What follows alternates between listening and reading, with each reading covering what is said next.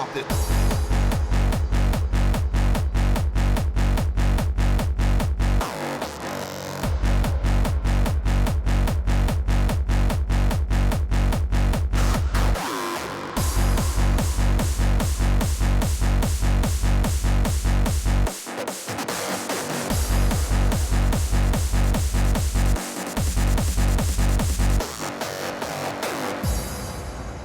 I think I know what the message is.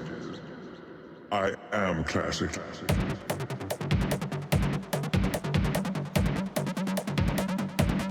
Yeah.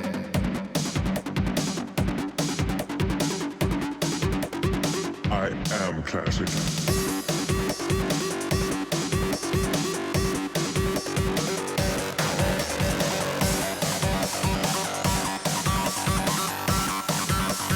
I am classic. Drop it.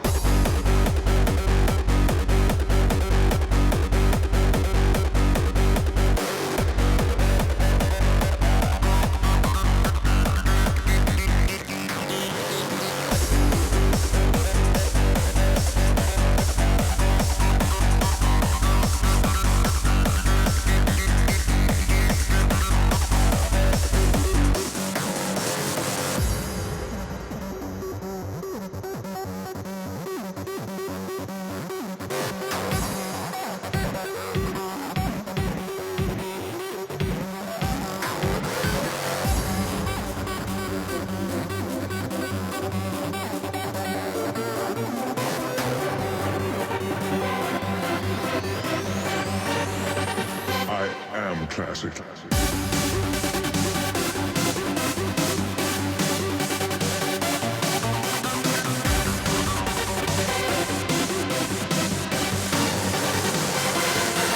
Drop it.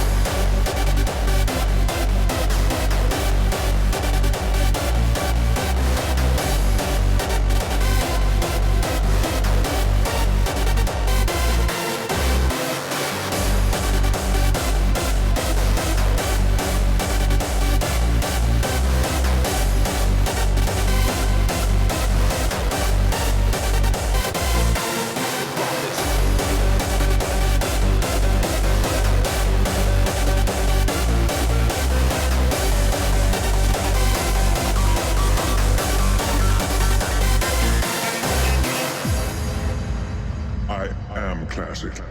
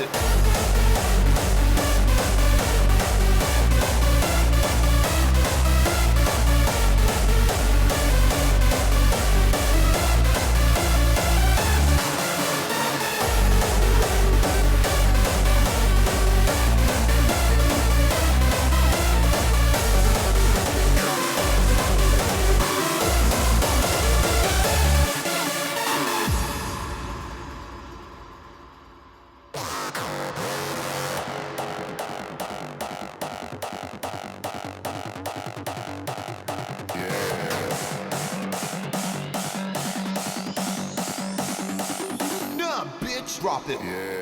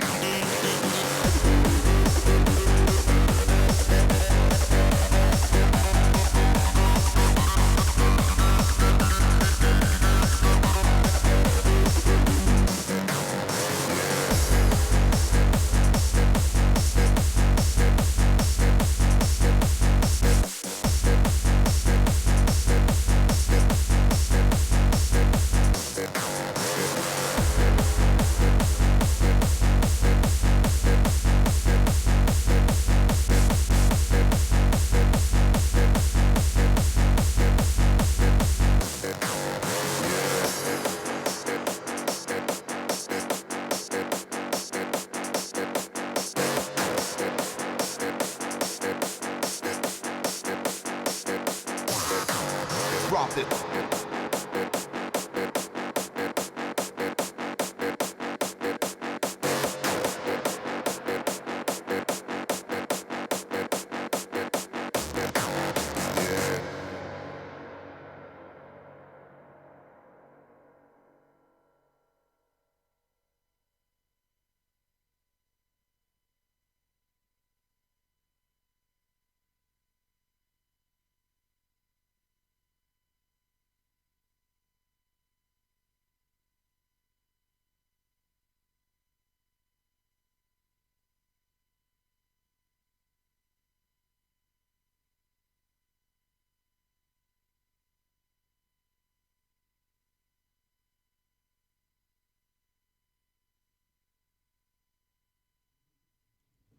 Hello and welcome to a very exciting edition of Unhinged TV. Ooh, my microphone sounded really loud there for a second. Before we get into the show, we first need to make sure that you can hear me loudly and clearly. So if you can, please show us by hitting the subscribe button and hitting the bell icon in the bottom right hand side of your screen. That was my first funny joke. Clearly it wasn't that funny. But seriously, if you can hear me, drop some comments in there just to let us know that you can hear us loudly and clearly. With me in the studio is reigning champion of the annual World Sexiest Head Competition, Mr. Luke Davids. Woo! Yay! How are you, Luke? I'm good. How are you? What have you been up to for the last month or so? Month? Well, it's been a month since you've been in the studio. Yeah, so. right. Was it Snow Tunes last weekend? Yeah. That was pretty good. I'm going on tour with the Tweakers. That's pretty exciting. I've been shooting some gigs at Massive. And Are you allowed to talk about the Tweakers tour now, are you? Because you weren't last. well, I guess so. I don't know. Oh. Everyone knows they're coming. I'm going with. That's exciting. Yeah. Where are the Tweakers touring? What cities? Melbourne first, then Sydney, and then the Brisbane Festival. Oh, Brizzy. I thought it was Adelaide. No. Oh, that's exciting. Yes. I'm a bit nervous about flying around with them, but... Why? They are pretty crazy. Yes. Just take them to a karaoke bar. You'll be fine. Yeah, I'm sure that's what they're into. Have you not seen the videos with them and like Sway? I'm not going to karaoke with them, no. Do you go to karaoke though? No. I've never really done it. I have live concerts in my car all the time, Oh, that's fine. but yeah, no. Have you ever actually I shouldn't admit to doing this, but have you ever like recorded yourself singing to like music in the car? No. Don't do it. Actually, someone asked me to say something at the start of their album once, but I couldn't do it. I was too chicken. To say something at the start of their album. Yes. What do you mean? Like an intro? Our guest tonight, actually, yes. Oh, well, maybe we'll talk about that No. a little later in the show. Hey, speaking of which, you must be really excited. Like an idol, a mentor, a friend is in the studio, and we're going to grill, roast, and then delicately place him in between two slices of sesame seed buns, chew him up, and then spit him out when we're done with him. Yeah, right. But before we do that, I've got a question for you. Okay. What 6 inches long goes in your mouth and is more exciting when it vibrates? Your toothbrush? Oh, wow, you got it! Oh, I didn't think you'd get that one. Well. And I got a laugh this time, which is really good, because last month's little riddle that I gave you really fell short of a joke. Yeah, well, your jokes aren't funny. They generally aren't. That's why I have you on the show, bro. You're my comic relief. Oh, yeah. Oh, shit. So we've got a heap of questions from people for our guest tonight, Yeah. and they're all from Facebook. Yeah, Losty put up a few posts saying if you've got any questions that you want us to ask, and you spread it around a few different pages. It was really hard to collate them all. And I think I've got them, but if I've missed any, I apologise. And like we'll name the people who actually asked the question, just to give it some context for Losty in case. I don't know, they're dodgy people. Well, they're going to get a shout out apparently. Well, that can be their shout out when we ask their question. Yeah, exactly. Yeah, we should do that more often. We'll make all our guests ask that. Then I don't have to write questions. It was actually really easy. I'm like, shit, I don't have to do anything. This is great. All I got to do is rock up and talk to Losty. That's not too hard. Well, speaking of Losty, let's stop talking about us and let's do this interview. Well, what I'm going to do is I'm going to play a video first. Okay. And then we're going to get into the interview. So for those who don't know much about Losty, check this video out and this will set up the next couple of hours. I never bring notes. I never plan what I'm going to say. I just bring my life on a few photos and I just speak from my heart. The choices that you guys make now, when you leave this place and you go out into the world, will affect your quality of life, how much money you make, what kind of person you marry, and how happy you are for the rest of your life.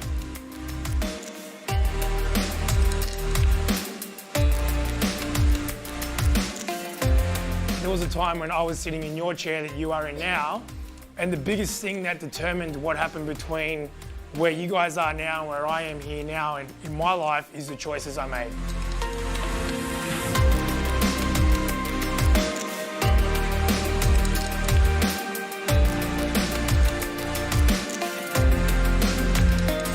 I've had mates that have been exactly where you are right now and they made the wrong choices and they've had drugs and they've ended up on harder drugs and some of them are dead. Some of them are in jail. I've got other mates that have toured the world, bought houses from music, lived financially free. I've seen both sides of it. It's all a choice, right? Get your piece of paper, get your pen. Write down a minimum of 5 goals. These goals can be anything that you want to do for yourself. You can say, I want to treat my brother and sister or my mum and dad better. I want to stop smoking. I want to be an astronaut. I want to be a runway model. I want to be a builder. I want to be a hairdresser. When we're young, we think we're immortal, we think we're bulletproof, we think that can't happen to us. Like I told you about my mum, like I told you about Corey. Bad stuff can still happen. All you've got is time. You've got a little bit of a minute, and you don't even know how much it is on this earth. Your amount of time is different to your amount of time. Even if you guys are born on the exact same day, exact same hour, someone is checking out before the other. Use your time wisely.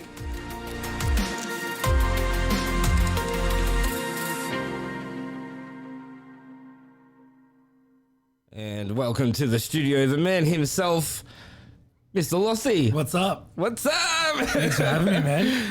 Man, I get a little bit teary every time I watch that video. Like that, it speaks volumes. I think the message that video sends. What was that experience like? I randomly got asked to speak. I never set out to be a public speaker or anything, but I get asked to come and speak at places, and that's a place, excuse me, that's actually down the road called Grandma's Refuge. And I've spoke there quite a few times now. And the last time I spoke there, I was like, hey, I'll do the talk for free. We'll make a video for you guys, give it to you as giving something back to them.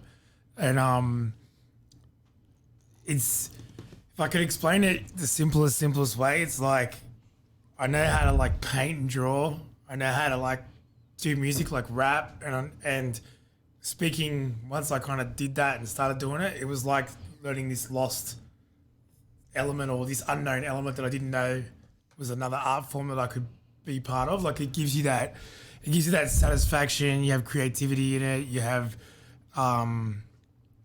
just joy that it brings. And it sounds so fucking cheesy, but if one kid just has a breakthrough from each talk, you've done your job, Yeah. So, and I know that's the cheesiest, most cliche thing. If one life changes, man, but it's so true. And you only can say that once you're sitting in that driver's seat. Yeah. Because I've kept in contact with heaps of the kids from those things. I'll message me on Instagram or Facebook, and they'll say, "Hey, man, that talk, it opened me up to something, or it made me think differently, or it made me, mend things up with my parents, or whatever it is."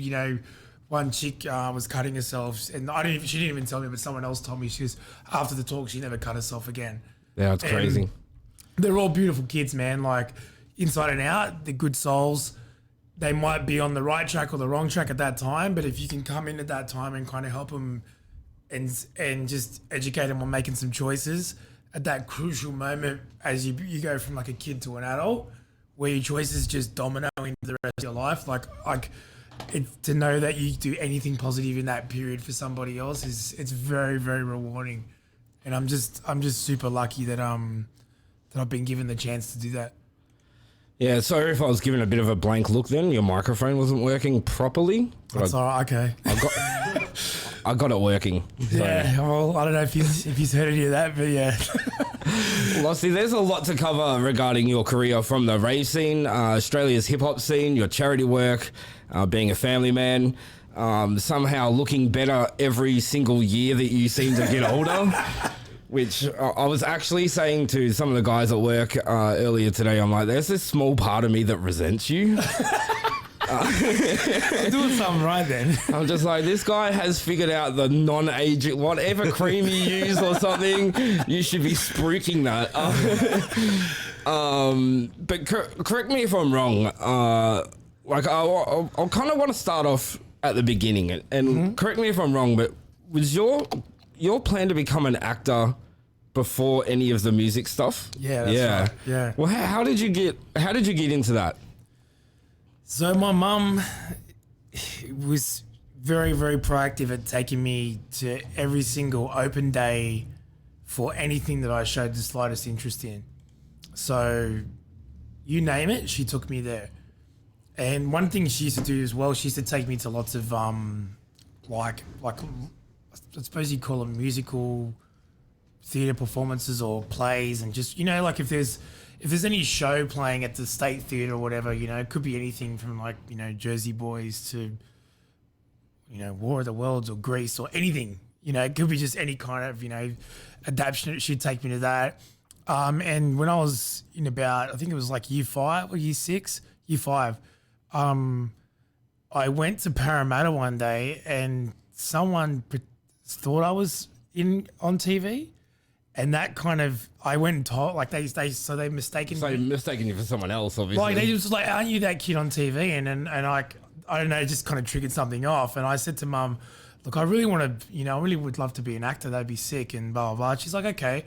Lo and behold, she found an acting school in Parramatta as well, on the same street where this happened. And sounds like fate to me. Yeah, so then I started going to acting classes every Saturday for like 3 years, and I did acting classes in year 11 and 12. I did like drama then, and then I got sent for auditions straight out of school. So my acting teacher at school, my drama teacher, was sending me to Mulliners, which is like one of the biggest casting agencies in Sydney. So I auditioned for Home and Away. I got to the second callback, and then I didn't get it. And I auditioned for a tampon ad, and I didn't get it. Yeah. So I didn't. Hang on. I'm just keeping it. No, like not for me. I was the dude. So what the scene was, there was like obviously a young lady, and me and her were in the hall somewhere, and she just gives me a look, and I give her a look, and they must have just went like, Tampax, it'll make you feel confident or something. I don't know, but I never got it, and so I never get. Yeah, so that was the first 2 experiences with it. And so I never got it. And the rejection, I suppose I was 18 years old, and the rejection was like, and we were poor as fuck. So like the whole, you could have been on Home and Away and financially set, famous, all this shit you've trained for all these years, and then nothing happens. And I didn't have, the internet wasn't around, so I didn't know how to get an agent. I wasn't educated on what I should do next. So I just gave up. I was like, this is crushing. And so I loved art as well, but I wasn't allowed to do it in year 11 and 12. So I started doing graffiti. So I started doing graffiti, and I was doing graffiti at Blacktown Youth Services Association, which is a youth centre I told you about off mic before.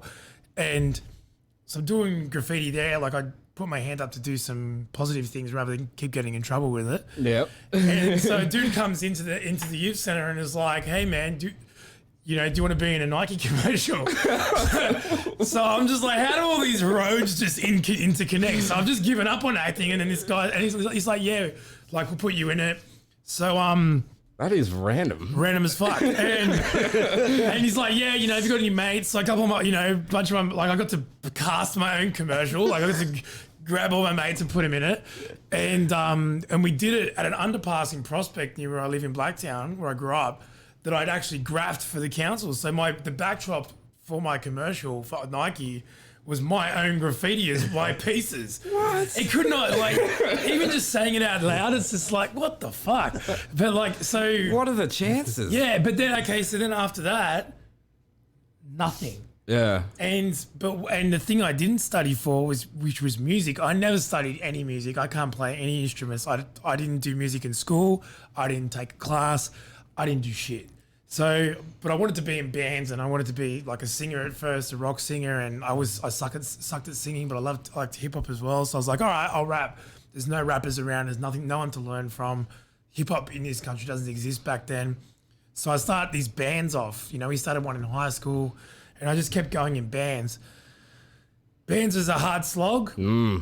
We're doing that. it, and like we're catching the wave of like we were doing a whole rap rock thing before there was such thing as like Limp Bizkit and Linkin Park. Yep. That wave comes in, and we get some pep up from that wave because then like that just elevates anybody doing that. Was genre. that kind of a 28 days? They were around, yeah. Yeah. Like we were like, oh, I want to do the same shit as them. So we did a bunch of shit. We won all these band competitions, and we played Big Day Out, and then one of the bands broke up. What? Yeah, like we had like a kind of hood famous following where we'd do gigs in Sydney and Maroubra and just around Sydney, and it would fill a room. Yeah. And this was all just like word of mouth. There was no such thing as like internet. You couldn't just tweet out or Instagram out where you're going to be. So it's hard to get hard to get bums on the seats. We were doing it. Back when flyers were important. Yeah, 100%. And 3D World was a thing. you're like now telling the next part of the story. Sorry. So at 3D World's height, I'd left school, and my mum was kind of like I dropped out of TAFE twice, and mum was starting to get the shit. She was like, all right, you need to fucking do something, because I was bumming around. I was catching the train every day. I was going doing graph with my mates. I was getting a little bit of trouble, kind of trying to do the positive thing, trying to do legal walls, stay out of trouble. And then there's this ad in 3D World, and I'm sitting in Seven Hills food court of the shopping centre, and I bought like a cheeseburger because that's all I could afford, right? And there's an ad in the back of the 3D World, and this has been like, they had an estimated readership of like 33,000 people, and this ad said MC wanted. So I'm like, I need a fucking job. I'll give it a crack. I'll do whatever the fuck they want, as long as it means that I don't have to have a real job. Yep. So I rang them up, and I said, yeah, like, you know, what's the job? And they was like, come down to Cronulla and audition. So I never forget it. The trains, a lot of the trains were in track work that day. It took me 3 hours to get there from Blacktown. Like I had buses, trains. Yep. We changed like 3 times. Like, it was fucked up. Yeah, track work happened back in the day too, everyone. Yeah, but like it was like even more severe then. You know, you didn't have a phone to look at to kill the time. You just looked out the window. So get there, and there's it was Sheridan's Skate and Surf, which doesn't even exist there anymore. Excuse me, it's a Mexican restaurant now. Back then it was a skate shop. I walk in there. Was that in the cul-de-sac? Nah, main road. Yeah, main road there, and there's a skate shop. I'm like, what the fuck is this job? Like, what do they want me to do? And I'd been to a couple of raves. Like, I'd been there. And I wasn't really, mega into it or anything. I was just like, raves would be cool for fun, whatever. That'd be sick. How old were you at this point? Well, 18, 19 or, yep. They take me into a back room, and DJ 911's there. And he doesn't DJ anymore, but he was like very, very prominent at the time. And he's there, and I know who he is. I've seen him at a couple of raves. I'm like, oh, shit. And so his mum and dad put on raves on boats. Are you telling truths here? Are you Bro, bullshit, this is my life. My life is this crazy interwoven tapestry of madness. And so they say, look, we're going to chuck on 3 different styles of music, and you got to rap to all of them. So it's like house, happy hardcore and hip hop. You auditioned for this Yeah, MC yeah. It was role. like an okay. audition. Yeah. Yeah, right. Because there's no fucking YouTube or SoundCloud. Like you had to do a lot. And I was like, yeah, otherwise, they don't know what you do. Yeah. So they're like, do that, and we'll explain the rest if you're any good at that. I did that. They were like, yeah, cool. Because I could freestyle pretty good. Like I'd always been freestyling and like that was a big part of my rapping. It still is. And so like, okay, yeah, this is a go. We put on raves, on boats, and we need an MC. And there's no MCs in Sydney, and we need to have one. Because we intend to do more of these. Yep. And they're up to, and they go, the next one is Someone's on the Decks number 8. And it's going to be on the 26th of March. And I remember I turned 8. I say, sorry, this is okay. Now I know how fucking long ago this was. I was 17. So they go, so I was 18 a couple of days before. Before the event. Yeah. So yeah, like I just made it. And so they go, we'll let you know if you're successful. The rest of it's hosting. It's just introducing DJs, blah, blah, blah. It's not too hard. I go, cool. I get a call next day. Yeah, you got the job. And because one detail. Before I walked out of there, I go, how many other guys have gone for this job? And they go, there's one other guy waiting for him to come. I go, cool. Was it MCD? Okay, I am dying to know who the fuck this person was because I'll tell you why. They rang me up and they said, you got the job. And I said, really? Because I didn't win anything. Remember, I've just been rejected from acting the thing I thought I was going to do, Like, I was like, really? And like, what happened to the other guy? They go, he didn't turn up. So I got it by default. So they were like, we put the ad in 3D World, and at the time, 3D World's like the Bible. Yeah. So out of 33,000 people, no one fucking showed up but me. That's crazy. Like, what the fuck? Like, any of you motherfuckers could have done this. Like, anyone could have been sitting in this chair, right? So I got it by default. It was Someone's on the Decks number 8. I go on this boat. I meet all the DJs. I do it. I make these elaborate intros for every DJ that's like a rhyme. Like I remember DJ Crisis, Hotter Than the Colonel's Herbs and Spices. Like, dumb shit. Like I'm trying way too hard to do this job, right? And I meet DJ Daydream there. That is fantastic. Yeah. I forget the rest. So Daydream's there and he gives me his card because that's what you did back in the days. You had little cards with writing on them and you gave them to each other and that's how you communicate later. They still exist, by the way. Yeah, I know. I don't know why. Not that we need them, but people use them. I still use them for some weird reason. Gives me his card and he's like, there's no MCs, hit me up. Yeah. So I hit him up and he starts taking me to his gigs with him. And that's how, so then he takes me to some gigs. Yep. And then 911 hits me back again. And he's like, yeah, come down. I go down to his studio again, just rap with him one day, have some hip hop beats, record it on a cassette. And he's like, yeah, come do some gigs with me again. I start trying myself as well to convince promoters to let me, because by now, Because you were kind of the first MC of Sydney too, First, right? yeah. So it was like, hey, I want to be your MC, and they'd be like, we didn't ask for No, an that's MC. it, and that's what I was getting. And I remember so Sam from Powerhouse, we were trying to, because I'd done a couple of gigs, and we're saying to him, I can host the whole thing, and he's like, no. We don't want you to. Fuck off. And I was like, but you every time a DJ finishes, you've just got silence, or you've got the crowd, and you just hope they scream or whatever. And so it was no. 911 invited me to come to a Utopia with him, and Sam wouldn't let me in at the door. He stopped me and he goes, "You're not coming in." And I'm like, because he knew me as this fucking annoying guy that just kept in his defense, he was right, but I was on the guest list and I was actually invited to be there. You're not coming in. You're not coming in, man. Sorry, mate. Yeah. So, Bloody MC started off on the wrong foot, didn't we they? did. I used to get fucking booed and hissed at, and people would say I'm fucking up the music because I was a hip hop guy. And my thing with MCing is I don't just host or hype on the DJs. I want to rap. I want to freestyle. I want to bust bars. I want to bust verses. And no one was doing it. And so some people just weren't ready for it. I wasn't ready for it. I was learning on the job. So it probably did, a lot of it sounded like shit. Some of it sounded good. So some people didn't like it. and promoters weren't used to it. Then it was Boz who put on Back to Basics. Like I remember everything went quiet and I was working at Sanity in Plumpton. I was selling CDs and I rang up Daydream one day and I was like, man, what do I do now? And he was kind of phasing himself out of DJing a little bit. And he was like, man, you got to just get in contact with people and, you know, hit them up and get them to put you on. And Boz from Back to Basics put me on and let me host an event. Yeah. And that was at Macquarie Uni and it went well.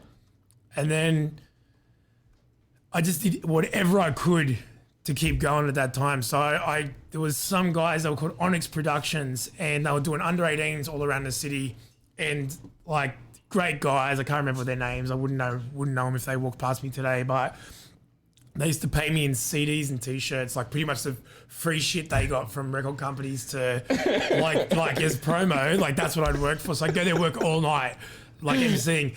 And I was at one in Paddington. It was like 50. Back then, that would have been pretty cool, though. Like you. Oh, whatever, man. Like better than doing nothing. Like so, I was at one in Paddington, and Sam from Powerhouse was out the front giving out his flyers because he used to do that back then.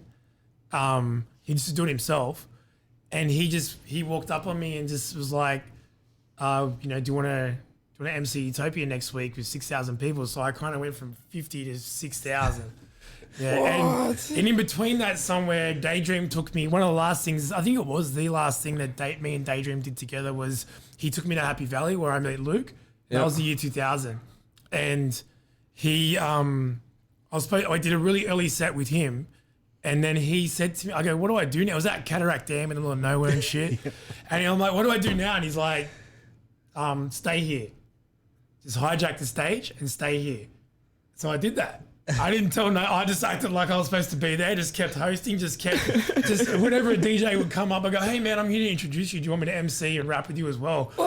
So John Ferris is like, "Yeah man, of course you're supposed to be here." Like John Ferris gives me his card. I start MCing at Plastic then with him. John Ferris is pretty much up for anything though. He's like, he doesn't even realize that he's very pivotal in my career. Like that's how I met him. Become best mates. This guy injects me with loads of confidence and, you know, guidance as a mate. He knows this world back to front. He's helping me navigate it. He's helping me cope with people wanting things from me as like, you know, I'm kind of getting ahead of myself, but I'm just talking about our relationship. Yeah. People wanting favors or things as your status get higher, everything, you know. But yeah, back to John Ferris. So at Plastic as well is where Ben Summers notices me and that's what gets me gigs at the Big Day Out. So wow, all these things interlock and intertwine. Is there anything you haven't played at in Sydney? Yeah. I didn't find the Big Day Out one. That's wicked. I've done man. Big Day Out.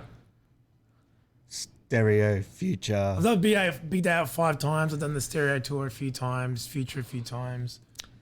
You'll be pleased to know also Luke speaks just as highly of you as what you do of him. You better, man. We've been through too much shit. You better be right. Hey, Dave PSI actually put in a pretty cool comment, if I can read that out. He said, Losty is actually one of my idols. You know Dave PSI, obviously. Yeah, he's a legend. Who doesn't? Great host, unreal rapper, a huge role model to young kids, and one of the most genuine guys in the rave scene. He is a part of Sydney Rave Elite. Oh, thank you, Dave PSI. You are just the same, brother. He hasn't. Shtave says he hasn't MC'd a rehab yet. I'm like, damn straight he hasn't. Man, that's already crazy. Like we could end the interview there, and my mind's already blown. That's how Losty, Aaron Robinson, the kid that thought he was going to be an actor, and had all the kind of training and all the kind of setup for that. That just doesn't happen at that time, and this other door opens, and then, you know, that door becomes it just the next goes 19 years. It just goes to show you, like, it doesn't matter what your goal is, just keep trying. You got to show up. You just never know how life's gonna pan out. Sometimes you got to keep going. One of the things, one of the best pieces of advice I ever got, right, when I was in that car. So when me and Daydream were driving to Cataract Dam to Happy Valley, I was gonna quit rave MCing then as well. Just like I quit acting. I was a motherfucking quitter. Like I was all like, and he was like, what are you gonna do with this stuff? And I'm like, man, I'm not really into this, you know, like I want to be a rapper in a band and, you know, maybe try acting again. I don't know. Like I was really, you know, LOSTY was lost. Like I didn't, and that's where the name kind of came from as well. It was like that period of not knowing what the fuck I was gonna do with myself. I knew I didn't want a normal job. Like I knew I didn't want to fucking work doing some shit that I wasn't interested in. I knew I'd go crazy. I know the way my brain's wired. I know who I am. So I was like, any way to escape the Matrix is a good one. Yeah. But he said to me, he goes, look, you got an opportunity with this right now, this rave MCing stuff. He goes, the train that takes you to where you want to go in life, like you may think you're going to hop on at such and such station. But you might have to, you might, if you go to that station and wait, you might be waiting for 10 years. He goes, you're somehow at this station. You've been dropped off at this station where you are now. And the trains are coming here. And there's only going to be so many that you can get on which is going to take you. And these ones are going right now, where you might go to some dead ass, abandoned ass station that you think is, you know. That is a cool analogy. Yeah, that's basically the way he described it. And he was like, you can do it right now. Like, this is here right now. Go, like, run with it. Yeah. And I did. Especially if life's running anything like Sydney trains, like you just jump on. Just jump on. It's like it's better to be moving than to be doing nothing. So yeah, man. But that was all the just like I was talking about before with the kids and those pivotal moments where they're making choices. That was me. That was me at like 17, 18, 19. All these choices that I made just to keep to see vision in things that weren't there yet, like being the first MC in Sydney, to be a rapper when there was not many rappers around, to just keep trying even though there was no proof or promise or guarantee, and to and when everyone just thinks you're crazy, like all my friends, like girlfriend at the time, like family, understandably, like everyone thinks you're off your tree, you know, like. I think when Luke and I we're first in the concept stages of Unhinged and we were telling people we're going to do a video podcast about the dance music scene in Sydney, we had people just be like, that is a dumb idea. Yeah. Why even bother? And well, I guess time will tell if that pays off. Well, like Nelson Mandela said, man, like everything is impossible until it isn't. You know? Until it's done, yeah. Until you do it. Like, I'm probably paraphrasing a little bit, but that's what he's talking about, and it's true. Like you just got to show up. Try, keep going, and just keep fucking going and going and going, and find a way is the key. If I can bring it back to sort of the acting part, we're going to talk in depth about the MC stuff later. I'm keen to get into the hip hop stuff because that stuff I've only really recently discovered personally about you. But what would you like? You've done a few commercials, obviously. What's probably the biggest role you've done in your acting career? So the biggest thing I did actually got cut and didn't come out. Oh, that's got to gut ya. Nah, not really. Yeah? Not really. What was it? I did a My commercial last year, and from the final thing, my bit got cut, and I didn't care because I got paid, and what it meant. And not that I give one fuck about money. Yeah. But what it meant to me was all the acting school that I'd paid for got in the green like that. Yeah. So what that meant for me, like I'm not, because it's not about like it's for me. It's not about money. Yeah. And it's not about fame. It's about the art and the journey. Yep. And the evolution that does for you over the short bit of life you get. Because I don't know when my life's gonna finish. So while I'm here, my art and my journey is like, that's who I am. That's what keeps me sane. That's what keeps me on the mission, you know? So all that was like, it was confirmation that I was good enough to make it through a couple of auditions. But it just made the business of acting this time around, with the second life of acting, as I call it now, doing it at this age, it made the business break even. And now the business is in a green where it's not in a deficit. Now it's fun. Well, now it doesn't feel like depressing, like I'm pouring money down a bottomless pit, which a lot of creative endeavors do feel like until you kind of hit a mark where you're making money on them, or like you know, that you're kind of running it where you're not running at a massive loss or anything. Because running at a loss is very natural, especially for creative business. But after a while, it taxes your soul. Yeah. So so that's what that was. That was probably the biggest thing. But like, I suppose you could say Home and Away or Deadly Women are like a couple of the shows that I've been on. Yeah, so that's it so far, man. I've been back in the game for 2 years, and acting's not like music. Acting's a long game. Yeah. If you get 2 gigs a year, you're considered like fucking like doing better than You're getting regular 99% of other people. But other people's like doing nothing, like, you know, for 5 years at a time. Like, so, yeah, man, like they're probably the biggest thing so far. What is the process when auditioning for an ad? Just out of interest. This is Or asking like, for a a mate. show or an ad, like, or just an ad. Are they different? Yeah, Oh, okay. yeah. Which one do you want to know first? Let's aim small. Let's go an ad. An ad, okay. Alright. So you can go, okay, you can go and try and get an agent, and if you haven't got an agent, so if you've got an agent, this is how it happens. You somehow get an agent, which is hard, Yep. and then they'll submit you for auditions with a headshot, and then a casting agent will go, yep, these 20 guys. They'll be like, we like these 20 guys' Yeah. heads. You and those 20 guys have all been booked in for the new Coles ad. Yep. So you'll get a time. You get about 24 hours notice. You might have some sides. What sides is it's a couple of lines of dialogue, or it might be, Okay. So you do get a little bit of a heads up of what. yeah, you yep. get a brief idea, or you might get nothing. You might just get it's a car ad. It's for a popular car brand, and you've just got to look surprised, right? That's all I'll tell you. And you get no time to think about it. Like, it's such short notice. You wonder how they pull it all off. So then you go to a casting agent. There's lots of them around the city.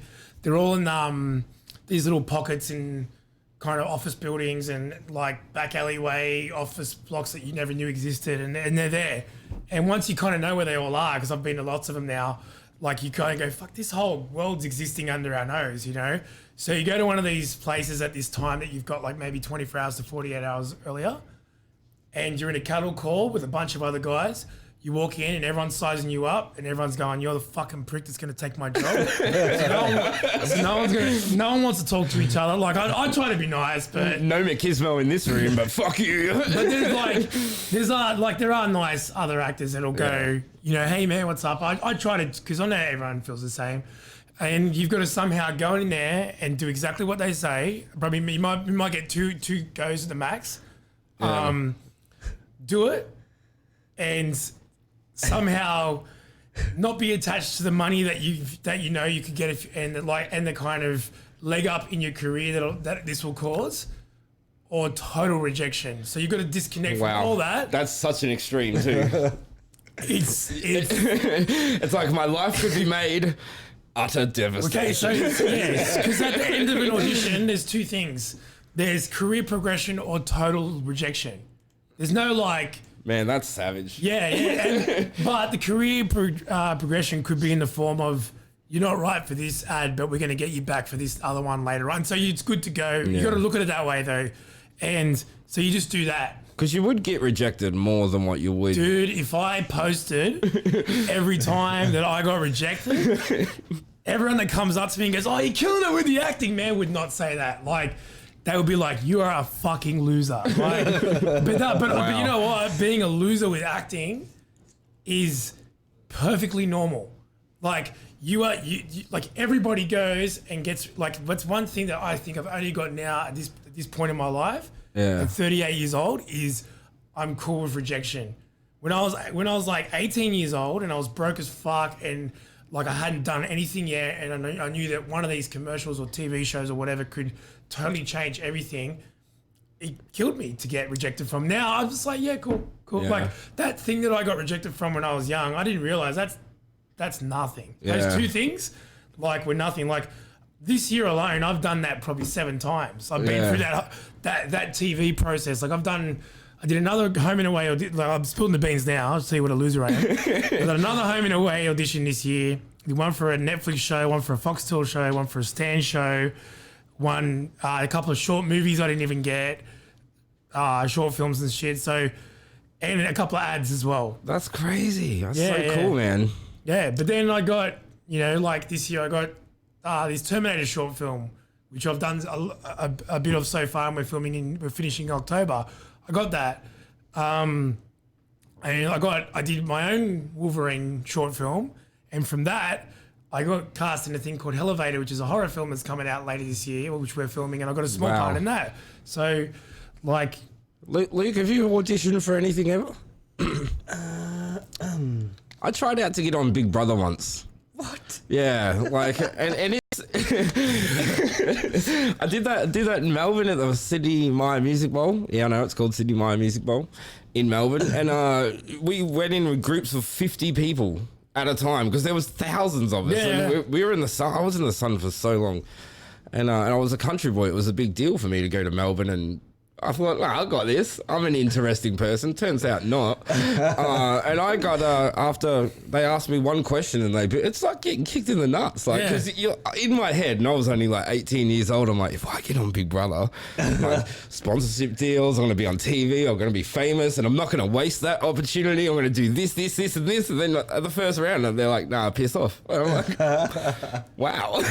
well, scientists have concluded that rejection feels like physical pain to your body. Yeah. Like when you get a rejection of an email, verbally, a text, anything, your body physically feels it. Yeah, it does. And that's what I mean. The more I always tell people, like, when people go to me, I want to be a rapper, I want to do acting, I want to do something. What's it like? What mindset do I have to be, and what do I have to prepare myself for? I tell her like this. I'm like, you can either be the player in the stands, that gets to eat your popcorn, drink your beer, and enjoy and get the thrill of the game, right? Mm. Or you can be the player on the field, right? That's what I'd rather Now, the be. player on the field, everyone wants to be that, right? Yeah. But the player on the field gets the money, gets the girls, gets the fame, but also he can break his back every single time that he dares to hop on there. There's a risk that someone could come and break his back and he'll never walk again. And that's the analogy you got to think of. Yeah, true. Once you become participating in it. And it's like a drug too. Like, once you participate in it, it's very hard to stand back in the stands again. Like, once you cross that line and come over to participating in anything that you want to be part of. It's like before you wanted to be a photographer to now. Like, now that you've done it, now that you've done all this stuff and done all these events and been around, seen what it's like, seen it through that lens, how the fuck do you ever not see it through that again? Like, once you know, like, so yeah, it's.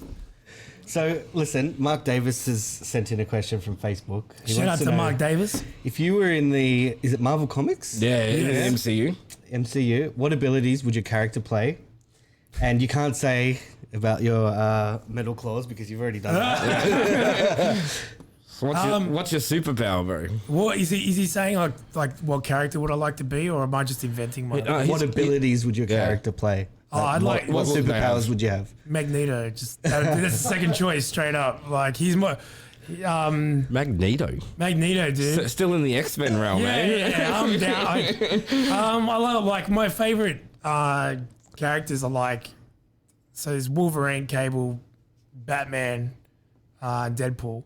Yeah. And it's been like that for a long time, but Magneto's in there as well. And yeah, I'd love to be him. Imagine what you could do with that. Yeah, I have. Imagine like I go to the gym every morning, right? And I always just think if I was Magneto getting all the weights and just using my bullets, like, you could have a lot of fun. That'd be it, yeah. All right, if you were on Underbelly, any of the Underbelly shows, would you be a good guy or a bad guy? What have to be a bad guy. Yeah? Yeah, I mean, like, because you've played a cop. I got an audition again for a cop next week. Yeah. But I spoke to the guy today, and he said I can audition for the cop that turns bad and the bad guy. Oh yeah. So, like, which is mad. The dirty cop. Woohoo! Well, he's not a dirty cop. He's a compromised cop. Okay. So he gets compromised and like he has to do bad shit to feed his family. And to me, that's so interesting. That is cool. That's a lot of layers you can play with. Okay, so if you were on an Underbelly, you'd sort of be in like. I'd love to be a bad guy. It'd be cool to be a cop, but like, it's who is like one of the most revered Australian icons, Ned Kelly. Like we have a fascination, Chopper Reed. We have such colourful characters of our Australian heritage, and like all the kind of other gangsters that have come through since then, all the underbelly ages and all the different things. Like it would be just so much fun to play one of those guys and to research them, to go talk to their family, to see what they were really like.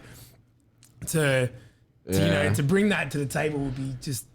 I wouldn't mind being a gangster. Yeah. Like, not in real life. Like, I've put a lot of thought into this as well. Like, because I'm from Victoria. When Underbelly first came out was, of course, the Carl Williams shit. And I was like... That's the best one, too. Yeah. And I'm like, I could do this shit better. And then I sat down and really thought about it. I'm like, no, I couldn't. Like, if I was involved in all that crime stuff, I'd be sitting at the window waiting for people to rock around and rob me. Or, no, I His couldn't wife do that. follows me on Instagram. Shout out, Roberta. Really? Yeah.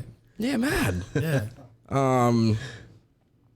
Yeah, I don't want to say anything now. But what should you say, bro? Hi, Roberta. Long time fan. What should you say, son?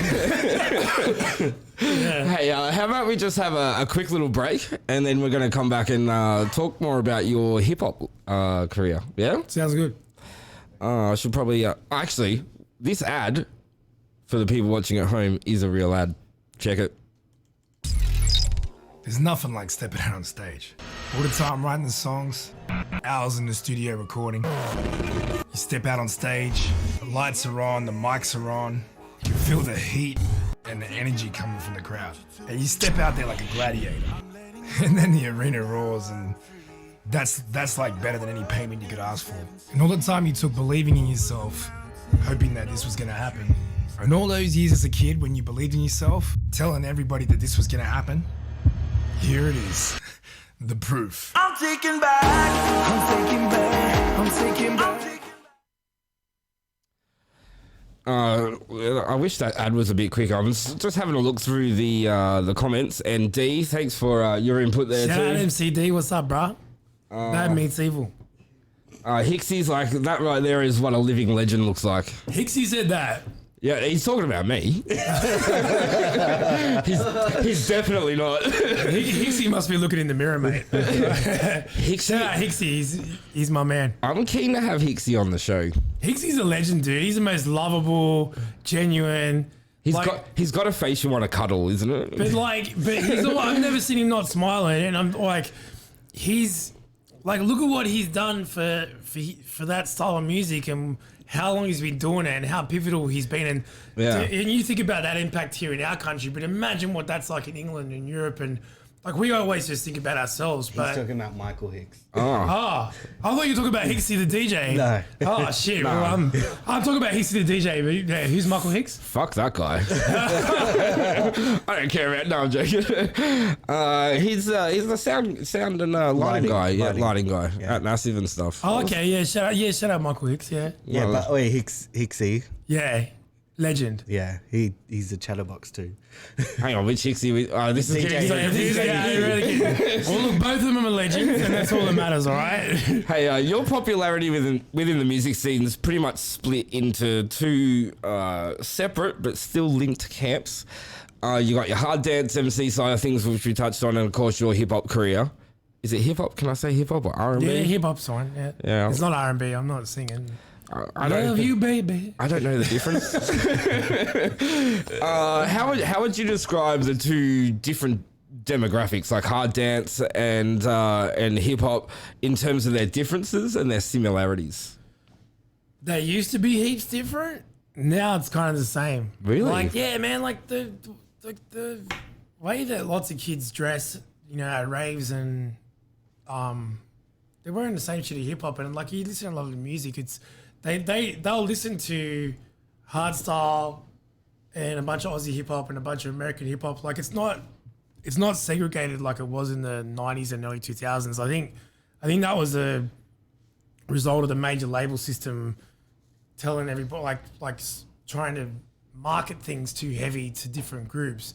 Then I think rap rock came in and meshed it all together a bit, and then dance music and came in and meshed it all together even more, where they had rappers and singers over dance music. And now I think it's all one and the same. Like, there's obviously some people that just like hip hop and don't like dance music, and there's some people that like dance music and not hip hop. Yeah. But I'd say more than ever, it's all making babies, you know. I would say weed.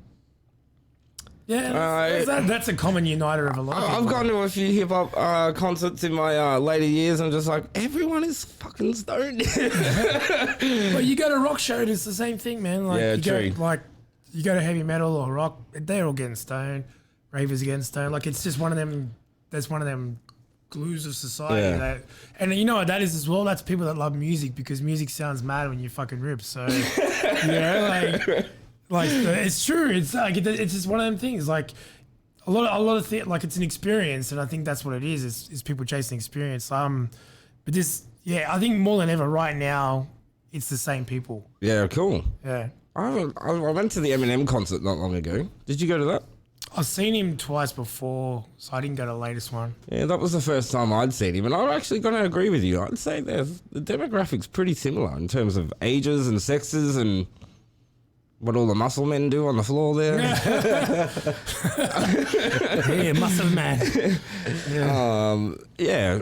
Anyway, your love of hip hop, when did that start? Was that really young for you, or was that a bit later on in life? No, that was so like my auntie Michelle, she was a little bit older than me, and not by much though. So like she was like our young auntie. She was like a change of life baby, they called it. So like when my grandparents were well old, they had her like out of nowhere. Right. And so she was so close to us and in age. So she got us, like I remember it was like, she got me into all the happy hip hop. So like Run DMC, De La Soul, all that kind of stuff, right? And then the kids up the street, there was a guy, my mate, I'm still mates with him to this day, Shane Baltazar. He played me like Jump Around and all that. And another guy named Shane played us all NWA and Ice Cube. So like, Wow, you got exposed to a lot of it. Yeah, but it was such different stuff. So my auntie was playing me all this really happy stuff, and then the guys up the street were playing us all this forbidden gangster shit. That felt like you were doing something really bad just by listening to it. You know, you feel so thrilled and rebellious. You know. Daniel Goodwin was on. It was someone who posted a question on Facebook, and he said he noticed your talents back in the subbies days. And shout out to Daniel Goodwin. Yeah. I like how you're doing this shout out. I think this is cool. He asked, what took you so long to really throw yourself into the hip hop scene? Like, was it nerves or fear of failure, or were you always trying and you just hadn't really sort of broken through until the later years? I was always doing it, man. Like, even when I had 6 years when I lived off music and I didn't have to have a job. And I was still cool. I was still going every Wednesday night to a rap battle night, freestyle night at Greenwood in North Sydney, and helping put it on and hosting and freestyling. And I didn't need to do that, man. And like, I was always when I left the band that we played, that was called Hollow Point, we played at the Big Day Out. When that finished after that, I got a publishing deal with Warner Chappell pretty much straight away after that, and did a hip hop EP in 2003. So I got signed to a worldwide publishing deal with a hip. So I was always doing it, but what I felt was, and this is my life story, is like, I'm just somewhere in the middle constantly, right? So the hip hop guys always looked at me as a raver, and the ravers always looked at me as a hip hop guy. So, you know, it kind of appeared like I wasn't really either of them, you know? Like I would be the outsider wherever I go. So I go to the raves and I'd be dressed like this. This is hip hop. So this is the 4 elements. If you don't know, shout out 20 Large. This is my mate's, and this is the guy that just did a gig last weekend for Second Chance Fosters and Starlight Foundation. So he's the guy who put it on, just plugging him. That's cool. But this is where hip hop started, you know? Like I did graffiti, I rapped, you know, like I didn't break dance. I tried to. I was very uncoordinated. Yeah, I can't do that. I can't scratch, you know, or anything. I'm not a real DJ. And there's beatboxing, the fifth element. But so I was always active in all those things. Like I spent years graphing. I was always rapping. So maybe from what he saw at Subbies, he saw me rapping at Subbies in the breaks room, and that was his perception of what I was doing, you know, because that's what he saw every week. It's probably like one of your hip hop friends like accidentally coming to a HSU event and be Yeah, like, like- holy shit, is that LOSTY? It blows their fucking mind. Like when they see that, like they're like, bro, you do these massive. Like I remember Forte said to me one day, he's like, bro, you should just go guns like as fuck hip hop. Just do this. He saw a video of me from like a Utopia at the Kudos Arena on stage, and he's like, you do this kind of shit, like this guy, like, 'cause he knew what I was doing, but that visual with like 15,000 people is something different. It's pretty hectic. He was like, bro, if I was you, fuck hip hop right now, like just don't do that. Which I could easily do even to this day. Like I still do heaps of small hip hop gigs that, you know, like a lot of people come up to me and they go, man, why are you here? Like, what are you doing? You don't need to do this, but I like it. Yeah. You know, I like writing a good technical verse. I like writing a good verse and performing live and doing my own songs live. Like, I don't care if one week I'm doing something with 20,000 people and the next week we're doing a couple of hundred or whatever. Like, it's all the same to me. It's pretty funny, like Seth, who's in the studio here, he's sparked up a little bit there. I was showing him out the front before the photo that we've used to help promo tonight's show. And I'm like, see that guy there? That's actually LOSTY there. And see that crowd? That's a real photo. And he was like, what? And even when I think about it that way, I'm like, it's pretty mind-blowing. Like when you're up on stage and there's 20,000 people in front of you, like, what's going through your brain? I would love to know this. It's gonna sound so weird. That feels normal, and everything else in life does it. Yeah, right. Does that make sense? I can follow that. That's the only time where I feel like, and it's the same feeling I get when I'm on a film set, or when I'm with my family, or when I'm speaking and I see kids' eyes locked on me and they've gone from not giving a fuck to fucking lit up. Mm. That's the things to me that feel like I'm actually in real life. Everything else in life feels like the in-between parts to doing those things. That's the only way I can describe it. That's pretty perfect. You know the movie The Matrix, like where they're like life feels like the Matrix to me, and when they go underground and it's the real world, like that's the bits where I'm doing these purposeful things, you know. So that's what it feels like. It does, and it feels great, but it's like, it just feels like it's supposed to be like that's what I'm supposed to be doing. It doesn't feel like I still don't get nervous. I don't give a fuck. Like, I was gonna ask that too. Like, do you get, even when you're performing hip hop, do you get like a little bit more because there's more. There's more. You gotta remember lines and stuff. Yeah, like at raves, like I don't know if anyone knows, but I'm freestyling the fucking whole night, for hours on end. I've just got that muscle flexed and primed from years of doing it, where I can do it. Whereas when you're performing a track, you're like, yeah, and you got to have, you know, you can fuck this up. Yeah, or you can, and like, you know, especially now because I'm rapping with Big Red Cap, there's two of us. If I fuck something up, I derail the train. You know, like we have to be in a synergy. It's much harder. Yeah. So I do get nervous sometimes with acting. I get more excited. I put that down till I haven't done it because I didn't do it for so many years and now I'm doing it again. It feels so new again. So it's still got that fresh, new love feeling. I've got two questions from the chat if I can. Yeah, go. And I could be walking into something here because this is a risk. But do you still do the Wookiee? Thank God that's what I thought it was. I'll never stop doing the motherfucking Wookiee, son. Dave said Hello Point was one of his favourite albums. What's Hello Point? Hollow Point was a band I was in. So I was in a band called Elements at school, and then a couple of the members from that went into Hollow Point, and then Hollow Point was in that. And Hollow Point to this day was most favourite band I've ever been in. I have that CD in my car right now. Bullshit! Lend it to me. You don't have a copy? I've got all that stuff in the hard drive, but still, it'd be mad just to put it in a CD and listen. How long ago is that? Like, is that pretty early on in your? That's year 2001. So when CDs came out, pretty much. We used to burn those motherfuckers. Like it was, we used to pay big money to go into a really big studio, record it all, and then we'd just sit at someone's house and burn them one by one and make photocopied covers and stuff, and we'd sell them and stuff. Like, because back then you could be nobody and sell shitloads of CDs and to all your friends and just people you met at gigs, and you know. It's the only way to get music, man. So you had no choice. Nathan Lilly asked. Shout out to Nathan Lilly. Yeah, okay. Once I say the person's name, I'm just gonna pause. I gotta acknowledge them, man. You gotta give them their props. Yeah. And by me continuing to talk about them, we're just continuing to give them their props. That's it. Shout out to Nathan Lilly. You gotta shout him out. You can't just say his name.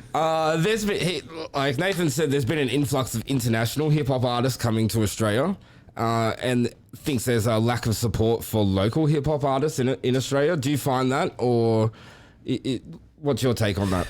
Yeah, I mean it's now split into pretty much two factions. So there's all the Triple J hip hop artists that go through that lane, and that's their way of doing it. And there's the new wave, which use no Triple J, and they're just really savvy on. They've grown up with social media. They know how to work that shit, and they're using their own leverages with their own YouTube channels and their own Instagrams, like Cayza, Chillin' It, Hooligan Hefts, all these new, 1-4, Talakai, 111. I mean, 111's a couple of these guys I've named are on radio as well, but they don't actually need to be if they don't want to. Yeah, right. So you got these two factions where if you've got Triple J high rotation, you'll pretty much guarantee you'll get festival runs based off that. But there's enough festivals around the country that will book you once you've got that high rotation, right? Or you make such a mad buzz by yourself that you put on your own shows, which these other guys are all doing, and you've got that scene as well. Where it hasn't come around is it hasn't met in the middle, Right. and it's kind of starting to. You've got guys like Hilltop Hoods, Bliss and SO, but they've been doing it forever. Yeah. And so they should be in that spot where they're at the that middle point where commercial and they're getting Bliss and SO open for Ed Sheeran. Plus they do their own huge stadium shit. Yeah. Hilltop Hoods just did the biggest show they've ever done in Sydney the other night with 15,000 people.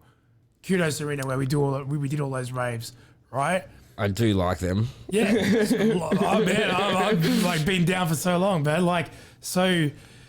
Have you? Would you like? Which kind of leads me into another question. Like, who would you love to work with in hip hop? Hang on. You got to give a shout out to Brad Castle because that's one of his questions. He wants to know who your favorite artist to work with is, and if you could have a dream collab, who would it be with? Who what's his name? Brad Castle. Shout out Brad Castle. I love it. Yeah, you got to do it. You got to give them the stamp of acknowledgement because they're lords, they're kings. If I could work with just one dream artist, it'd probably be like Eminem. Dr. Dre, just to do a session.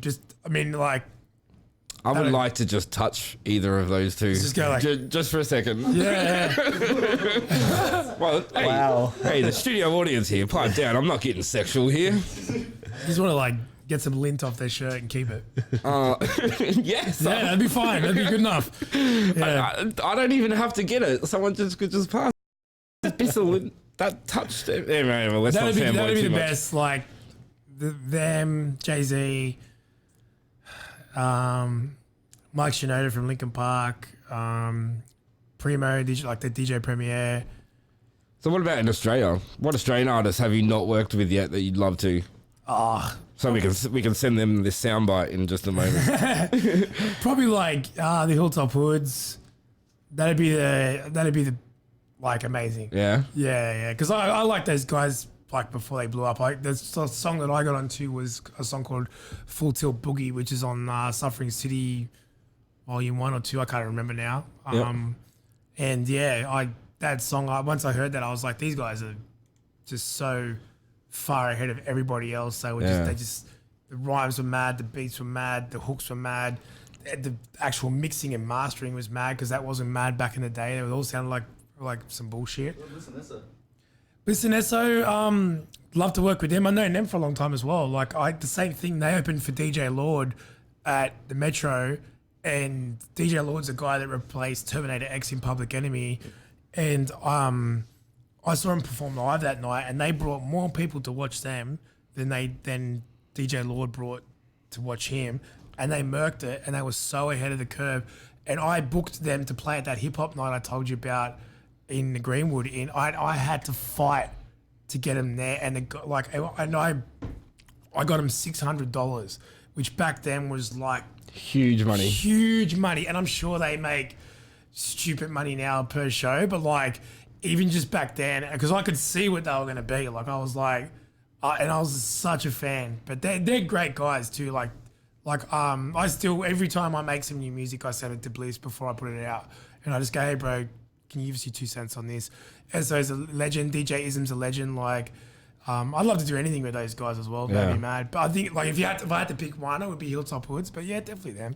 Luke, is there some questions in the chat there? It looks like. And a bit of a shout out from Hip Hop Worldwide, whoever that is. Hip Hop Worldwide, shout out. Because they said, aren't you? Make sure you ain't nervous doing the cipher, bruv. Oh yeah, so What is this? I got asked by Hip Hop Worldwide to do a cipher with a bunch of other MCs. So they've got a beat that a bunch of us picked. Like we had to vote on it. There's about 5 or 6 guys, and we have to do it. Like I've already wrote my verse for it, and so is everyone else, obviously. And then we have to all do it live while they film it, and everything's in one take. So They can shop between. yeah, but everyone has to get it right in one take. That's And hectic. if anyone fucks it up, we have to start again. And Do rap battles still happen in Sydney? Yeah. Do they I really? did rap battles for years. Like that's when that guy was saying to me, "Oh, what took you so long to get into rap?" I was like, I was fucking battling my ass off. Like, At 14 years old? no, What do you mean? not That took me too even long? 14. Just it was right before 8 Mile came out, and then when 8 Mile came out, just like when I was in the rap rock bands and Limp Bizkit and that came out, it gave it a boost. We were all rap battling, and then 8 Mile came out and gave it a boost. So we would do rap battles at the Greenwood and at Good Bar. And once 8 Mile came out, you get like sometimes 300 to 500 people on a Wednesday night just coming to watch battles. Luke, let's go to a rap battle. That sounds You like had mad a fun. Rap thing at Icebox as well. Yeah? Did I Yeah. battle someone? No, you hosted the night, didn't you? Oh no! Yeah, oh God, you know more than me. I tried to put on a rap battle night at Sapphire Lounge. I did it. We went for a couple of weeks. It was hard, but it was on a Thursday. By then, the cross was getting torn apart by everything, and yeah. So So if I find a beat, since we're in the hip hop section of things, can you drop a freestyle? I can try. Can see if I'm rusty or not. Are we doing this? Are we doing it? Can we Do play you music? have a beat? Well, I've just searched for freestyle beat. Oh, okay, so you haven't I have really no done idea anything. what's gonna All play. right. Let's not do that right now. Someone in the chat's also asked the question, which is similar to what I was going to ask, and it's Dave PSI again. I love this dude. He's jumping back in there. Because my question was going to be, because you've worked with Cayza, who's another local, although the other side of Sydney from here, hip-hop artist. My question was, what's he like in real life? And Dave wants to know what happened to the track that you did with him. Was it ever released? Because he doesn't seem to have it. Yeah. Okay. First, the track is released. It's on my YouTube channel and it's on my Spotify. Yep. It's called Ain't No Love. So it's me, Cursor, and Forte. It's out. Yeah, he said that. Yeah. Curse is the most humble, nicest guy. I think he's the most misunderstood person in all of hip hop. People have this perception that he's this hard cunt, gangster, thug, mean cunt, whatever. I don't know. I hear all this like negative shit about him. It could not be further from the truth. He's a nice guy. He helps all his friends. Yeah. He opens the doors. He never asks for anything. He's humble as fuck. And the guy's fucking rich as fucking successful as fuck, all off his own back. Yeah. And he's not a big-headed person about it. He's not a cunt about it. He doesn't hoard his resources or his shine. Like, he helps people. Like, I'm a fan. yeah, like he does it all like kind of thanklessly, and he's taught so many other people how to hustle, how to make money out of music. He's created his own lane for himself. That so many other guys get to follow now and know that's possible because of him. And he gets rarely gets thanked for it. Yeah. But he's a fucking skilled person. And you know what? I've opened for that guy 4 times as LOSTY and three times as a guest with Forte. 4 times as a guest with Forte. And I hosted his first ever show that he put on in Sydney. Right? Like the first ever solo Curser show that was ever in Sydney. I was the host that night, right? Yeah. So I introduced him as he came on stage, everything. And he hasn't changed one bit. And he's done it all himself. And there is nothing like a fucking Curser show. The fans he's got, he calls it the curse effect, and he's not wrong. Like, the fans he's got are the livest, most rowdy, but yet friendly. Yeah. It's not full of guys. There's fucking hot chicks, fucking nice dudes that are fucking friendly. It's not some group of like, you know, people that are going to beat the shit out of you. All this perception, that bad perception he gets is just, it's just not reality. I find he's a polarizing character in the hip hop scene. It's You know- good, but we need that. Yeah. We need someone to polarize. Why do we keep getting the... What use is art if it's not making us talk and think and Yeah. if it's not changing anything? See, I think this about who's the Australian tennis player? That's always in the news. Not Tomic, the other one. You follow tennis at all, LOSTY? Not really, man. Curious, right? Curious. He's causing a ruckus and like he's always swearing and causing. I'm on like, this him. is awesome. It sounds great. It makes you want to watch it already. Tennis is now interesting. It's like Conor McGregor, man. Like Yes, exactly the he just same. gets in there and tells everyone fuck off. You know, like he just tells them go fuck himself, and he just hypes it up, and but. And he's a self-made man as well that come from nothing. So like I think like same with Cursor and with like Conor McGregor, like good on him. Like if I come from nothing and was successful as them, I'd tell people to go fuck I've themselves. been to Curse's house, and the fact that anyone could buy a house like he has and have the nice things he's got and be self-made and have, you know, he's provides for his family and do that all off doing what you love. Bro, how many people get to say that? Not many, if any. Oh, You know, snap. like, it's just the way it is. It's just the way it is. Hey, do you follow like the I want to say rap beef that goes on in Sydney between like rival? Yeah, I mean, there's not much. If it happens, everyone hears about it. The thing is, like, Sydney's not like America. Like, in America, America's a big place. You can be in New York and I can be in LA. We can have some bullshit beef where we just yell shit at each other over the internet and nothing really ever happen, you know? Right. But in Sydney, if I go, hey, fuck Luke, and Luke's like, fuck LOSTY, we're going to run into each other eventually. Like, and But that's what I mean. Like there is a bit of beef going on with 21 District and 1-4. Are you following that at all? Nah, I'm not. All right. I Then. don't know. Tell me about it. Yeah, let's chat. Yeah. Like my knowledge is limited, and Yeah. I get this from other people, and like people have shown me their tracks where they're actually having digs at each other, and, Yeah. and they've met up in streets and punched on and stabbed each other and all that sort of hoovah. Someone's been killed over it. Yeah, someone's been killed over See, it. Yeah. that's what I mean. Like, I just yeah, didn't know if you were across that or not. And none of those guys you mentioned look like anyone you want to fuck with. So, like, you know, you leave it alone. But I don't know, mate. Have you met me? No. you're pretty staunch, man. I gotta, you know, but yeah, I wear beanies I didn't even now. know. Like, to be honest, like, I didn't even know. So, All right, we'll chat more about that off camera. yeah, you can tell me about your gang ties. Can I get some more water? Like, Yeah, man. Do you Yeah. want to have a break? no, that's cool. You sure? Just need to hydrate. Hey, one of you guys, can you go run downstairs and grab LOSTY some water, please? Thank you, sirs.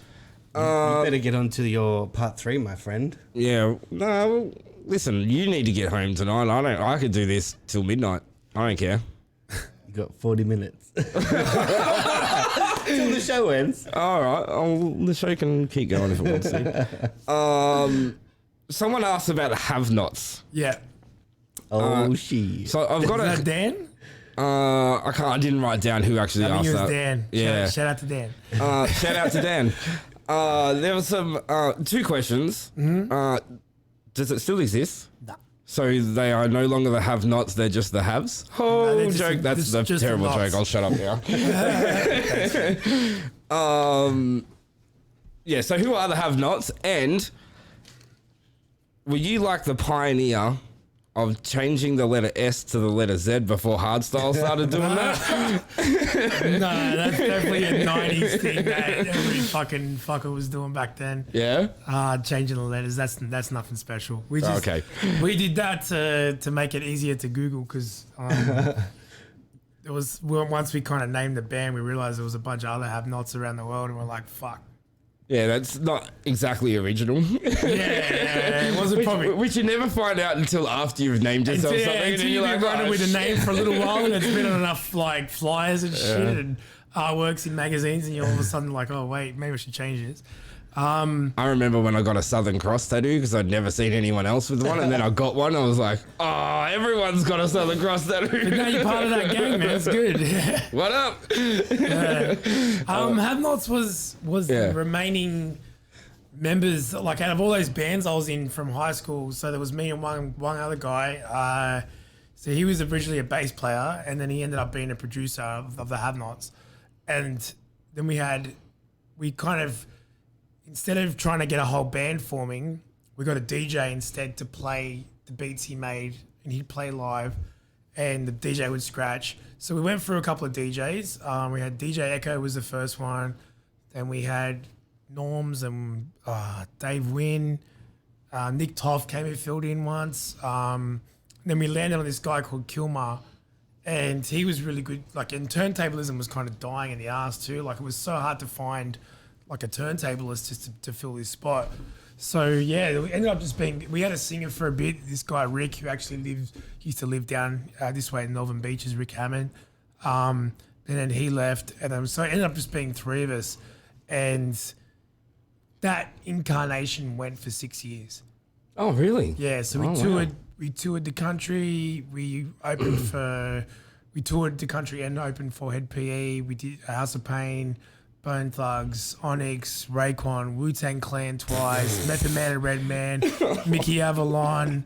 That's crazy. The run we had was really good. Can't complain. I love how casually you're like there. We did a song with Ill Bill. We did a song with Rob Hurst from Midnight Oil, the drummer. Sadat X.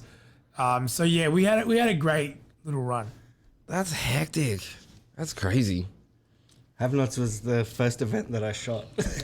Was it? Yeah. Because you've spoken to me about the Have-Nots many occasions when LOSTY comes up in conversation. Yeah. There's three people running around with Have-Nots tattoos till this day. Yeah, I remember that girl fans. with the big thing. Jackie, yeah. Shout out Jackie, yeah. Are you Proctor, one of those three? Or no, man, I got no tattoos. Proctor and another guy from Tasmania. I'm really sorry, man. I can't remember right now. I haven't spoken to him in so long.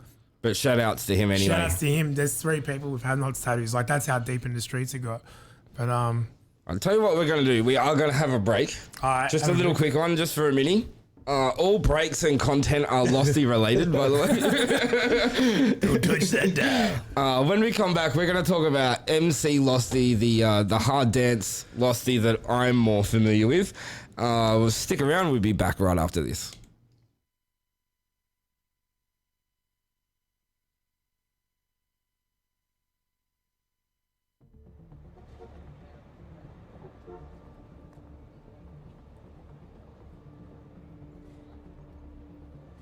Logan, it's you.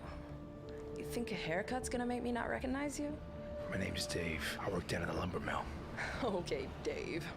Logan. I don't even think I am, lady. But you're wrong. You got me mixed up with somebody else. No. You marvelous creature. You must be 300 now, right? Lady, I've had a rough week. You're really close to losing my cool. So you and your friends... Those vocal cords don't heal like the rest of you, do they? I've had just about enough of this. I'm gonna ask you one last time. You and your friends leave.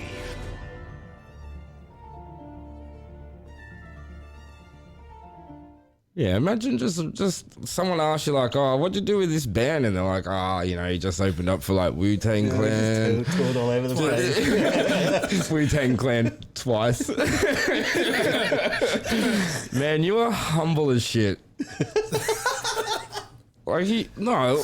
all jokes aside, you've done stuff in your life, and we're only halfway through this interview, even though apparently we've only got 40 minutes left. We've really talked about not that much. I'm surprised how quick the time's gone. But I am just blown away by like some of the experiences that you've had, and like I'd be. So am I, man. Because like I said, I didn't study music for 5 years, like I did with acting. You know, like I didn't play any of it. Like I just ran with I don't know, this. I would say call it impulse, or like it was you know like you buy a computer and there's already default programs that are in there. Like there's you might get the fucking solitaire and the calculator. Like doing this like doing music was somehow, because my dad did music, so I know it's in my DNA. But that was just in there, and my dad's side of the family, like they're real go-getters and they're real out there, entertainer type of people. It was just in there. It was in the program. So that's all it is. It's just there. I had that. I've just kept following and riding that wave in all its different forms and being open-minded. And it's the only way you have lots of experiences, because if the more you say, okay, I'll give it a go, rather than go, no, man. I think it's also like just based on what we've spoken about so far tonight, it's about seeing an opportunity and taking the opportunity. Like a lot of people see an opportunity and acknowledge that it is one, and then just let it go, and like the train, I'll catch the next one. It's just fear. Fear just fucks all of us, because I mean I get fear. I've had fear so many times. All the things that I've done, so many things I haven't done, that I came like a fucking ass hair away from doing, or could have done, or was so close to, or didn't even realize an opportunity that was just under my fucking nose. And just and there's things I've blew it a couple of times with certain people, and I've had to go and I've destroyed myself and had to rebuild it, and it's like there's a great saying, it's like, if that's what you know, imagine what you don't know. And you got to think, man, if there was like the deleted scenes from my life, oh my god, or like the alternate realities that could have happened, from different. But everything's choices, and everything leads you to where you're supposed to be. I didn't think I'd be doing music for this long. Like I was told when I was younger, I was like, yeah, by the time you're 26, 27, you're done. Yeah, it's like I'm fucking 38 years old now, and I'm still. Like it doesn't even. 38 looks 24. Well, this guy, but like it doesn't feel like anything's inside of ending. Like there's always more shit that's happening. Like it's just like literally did a live show last weekend. I got a gig this weekend.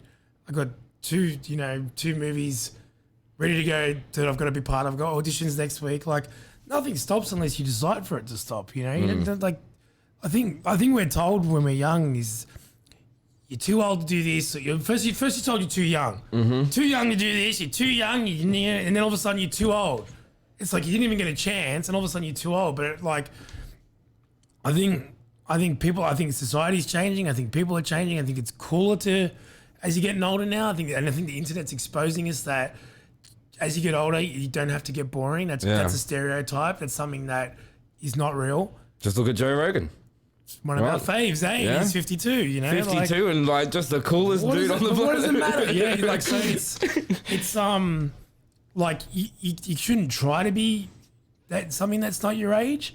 If that makes sense. Like you shouldn't try to, like if you're faking it, but you just be genuine to yourself, and the more you just do that, this shit just keeps going. Yeah.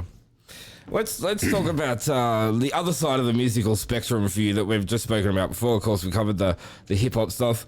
With the rave scene, would it be fair to say that you rose to popularity through subbies, or did I think we covered a little bit of it before, or Sublime, I should say. Before, not through subbies, through like the powerhouse raves, and just like.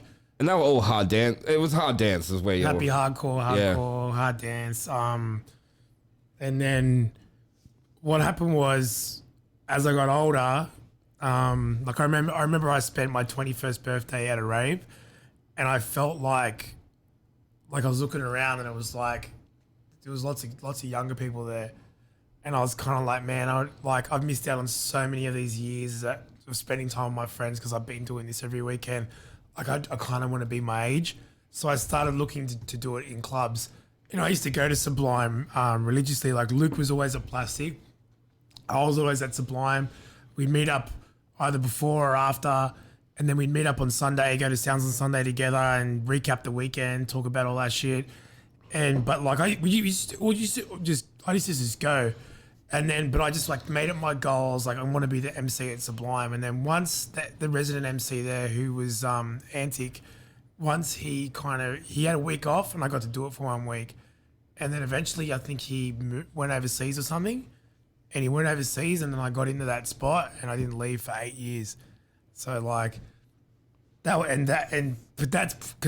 I think that's why a lot of people know me from Home Nightclub and Sublime, is I was nearly there for a fucking century. You know?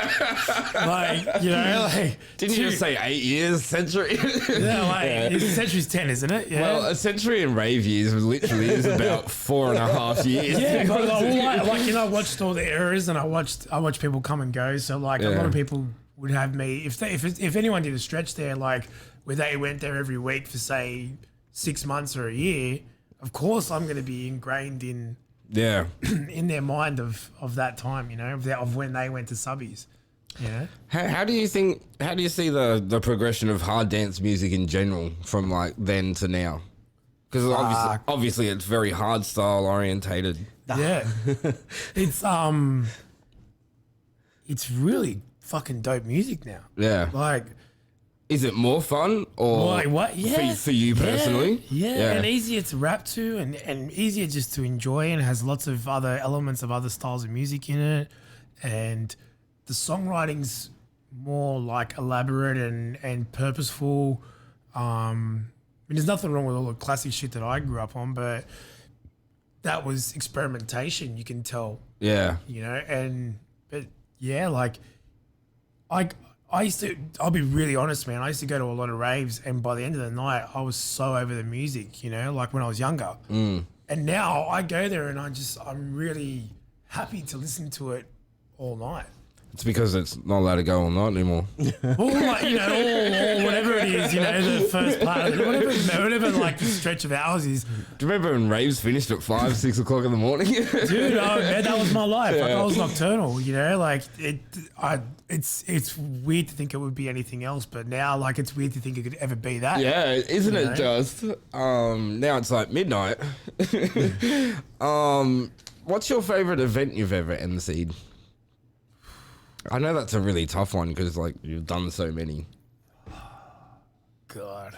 You can have multiple answers to this. There's different definitions, right? So if it's like performing my own songs in hip hop and all that, it's one thing. If it's like a raves, or like a big dance event, just hosting, it's one thing. Or if it's, because what I call emceeing, like I said before, is when you rap with a DJ, right? Okay. So if it's that, it'd probably be some of the utopias at Wonderland, some of the ones at the Kudos Arena when it was called the Acer Arena, and some of the HSU parties that have happened recently. And I couldn't pick one because, like you said, I've seen so many of them. Like if you've only done 10 things, it's easy to have a favorite. But if you've done 1,000, it's, you know, you need at least 10. Yeah, maybe, you know, if that makes sense. I should have prepped you for that question. Yeah, maybe asked it about 6 weeks ago. We did parties at Wonderland. You know, for anyone that doesn't know, Wonderland was like a theme park. Yeah. So we got to take over a theme park at night time that all of us were used to going to as kids and going on rides, and turn it into a rave. Like it was bananas. Like try and do that now.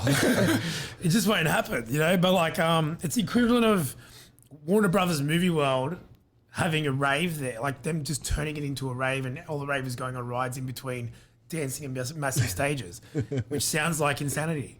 You know, like, so that sounds like a challenge. It sounds like the most fun you could ever have. And I'm just going to put rave on at a theme park on my bucket list of things to do, and maybe in 10 years' time I'll give you theme parks here anymore. They're trying to do one at Wild. I think Wonderland's coming back. Like, they keep saying that. Nah. Let's hope so. There's big signs in the M7. There's a zoo What? coming down there. They're gonna put a zoo there. Is it? Right. Oh. But yeah, that'd Shattered. be. I mean, I couldn't pick one thing. Yeah, Those are the. If I was to narrow it down out of all the shit, I think hosting wise, the Stereosonic tours were definitely the kind of where I was just like, holy shit, because like I got to meet in the span of 2 days, like DJ Snake, Diplo, Tiesto, Skrillex.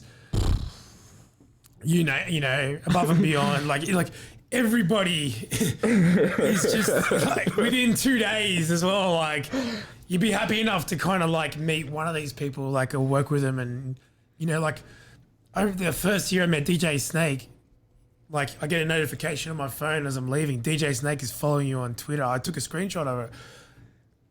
Yeah. Like, you know, like so. Those are definitely the hosting ones. But yeah, man, like, What's the flip side? What's the worst? What's your worst professional experience as an MC?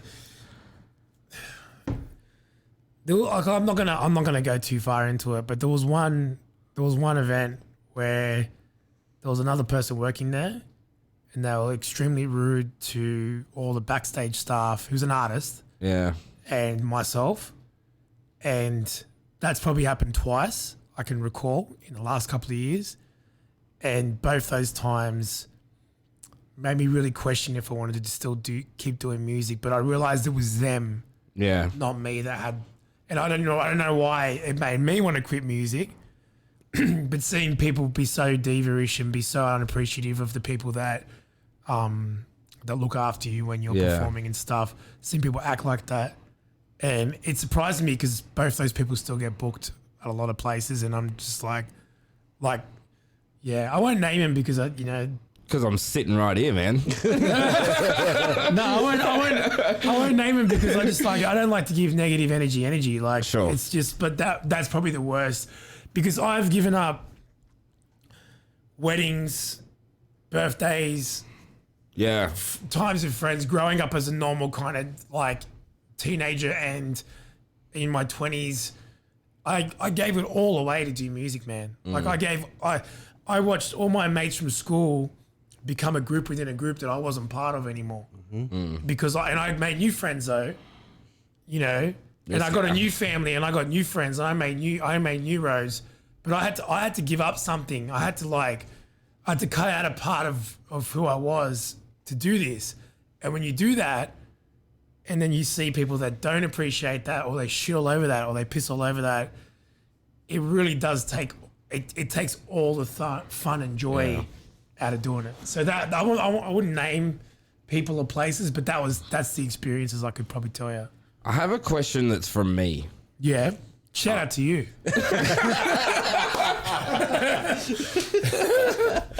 Shout out to Caleb. Fuck yeah!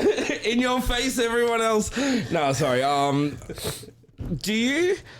I have a feeling I might know the answer, but do you like the sound of your own voice? And I ask you this because, like, I have to rewatch all of these shows after they're recorded to edit them, and I hate the sound of my own voice. Like, I cannot, like, editing videos is the most cringe thing that I could do because I have to listen to me talk. Yeah. Like when you watch a video where someone's filmed it from a HSU event or something and you're on the microphone, do you do that? I never watch them. Really? I try not to. If I could edit videos without listening to them, I would. It's really weird because like over the years my voice has got more husky, right? Because I've used it so much and I've like my throat swelled up from using it so much, and I've had to get like I've had to do the kind of like cortisone steroids twice and stuff. And Fair dinkum. Yeah. Like there were days when you couldn't talk I couldn't at all. talk. Yeah, I used to smoke, right? And I gave up smoking when I was 21 because I used to lose my voice every weekend because I'd rap all weekend, and then by Sunday I had no voice.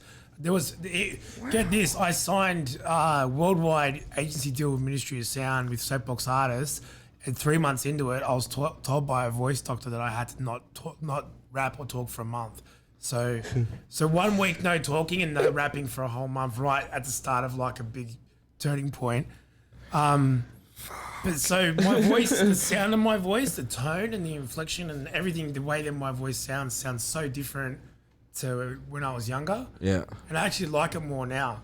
I like your voice. That's cool. I like you But too, people man. say they like people say they like my voice, and then they're like, "Oh, I really." Your voice is fine to listen to. It's not annoying. Well, it's annoying to me. Because it's you. Yeah, I know. That's why I was like. But I used, do to, you I feel used to that? hate my old voice. Right. I got like, but now I'm just cool with it. But I Okay. like, but now I like.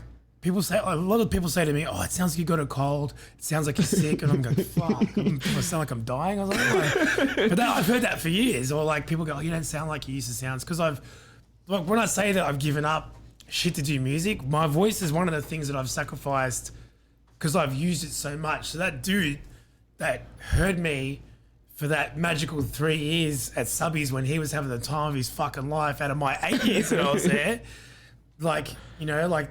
I was putting my voice online, rapping for 4 hours a night in the breaks Yeah. room and hosting the main room, and this is like that's one of the prices I paid for it. But I didn't even know you could get cortisone injections and whatever. you don't get injections. You take little tablets. Oh, okay. I think you can get injected as well, but I never did. Like I took like, but it didn't do much for me. It kind of just loosened it up from how bad it was, and I had to like do voice exercises. I had to cut down.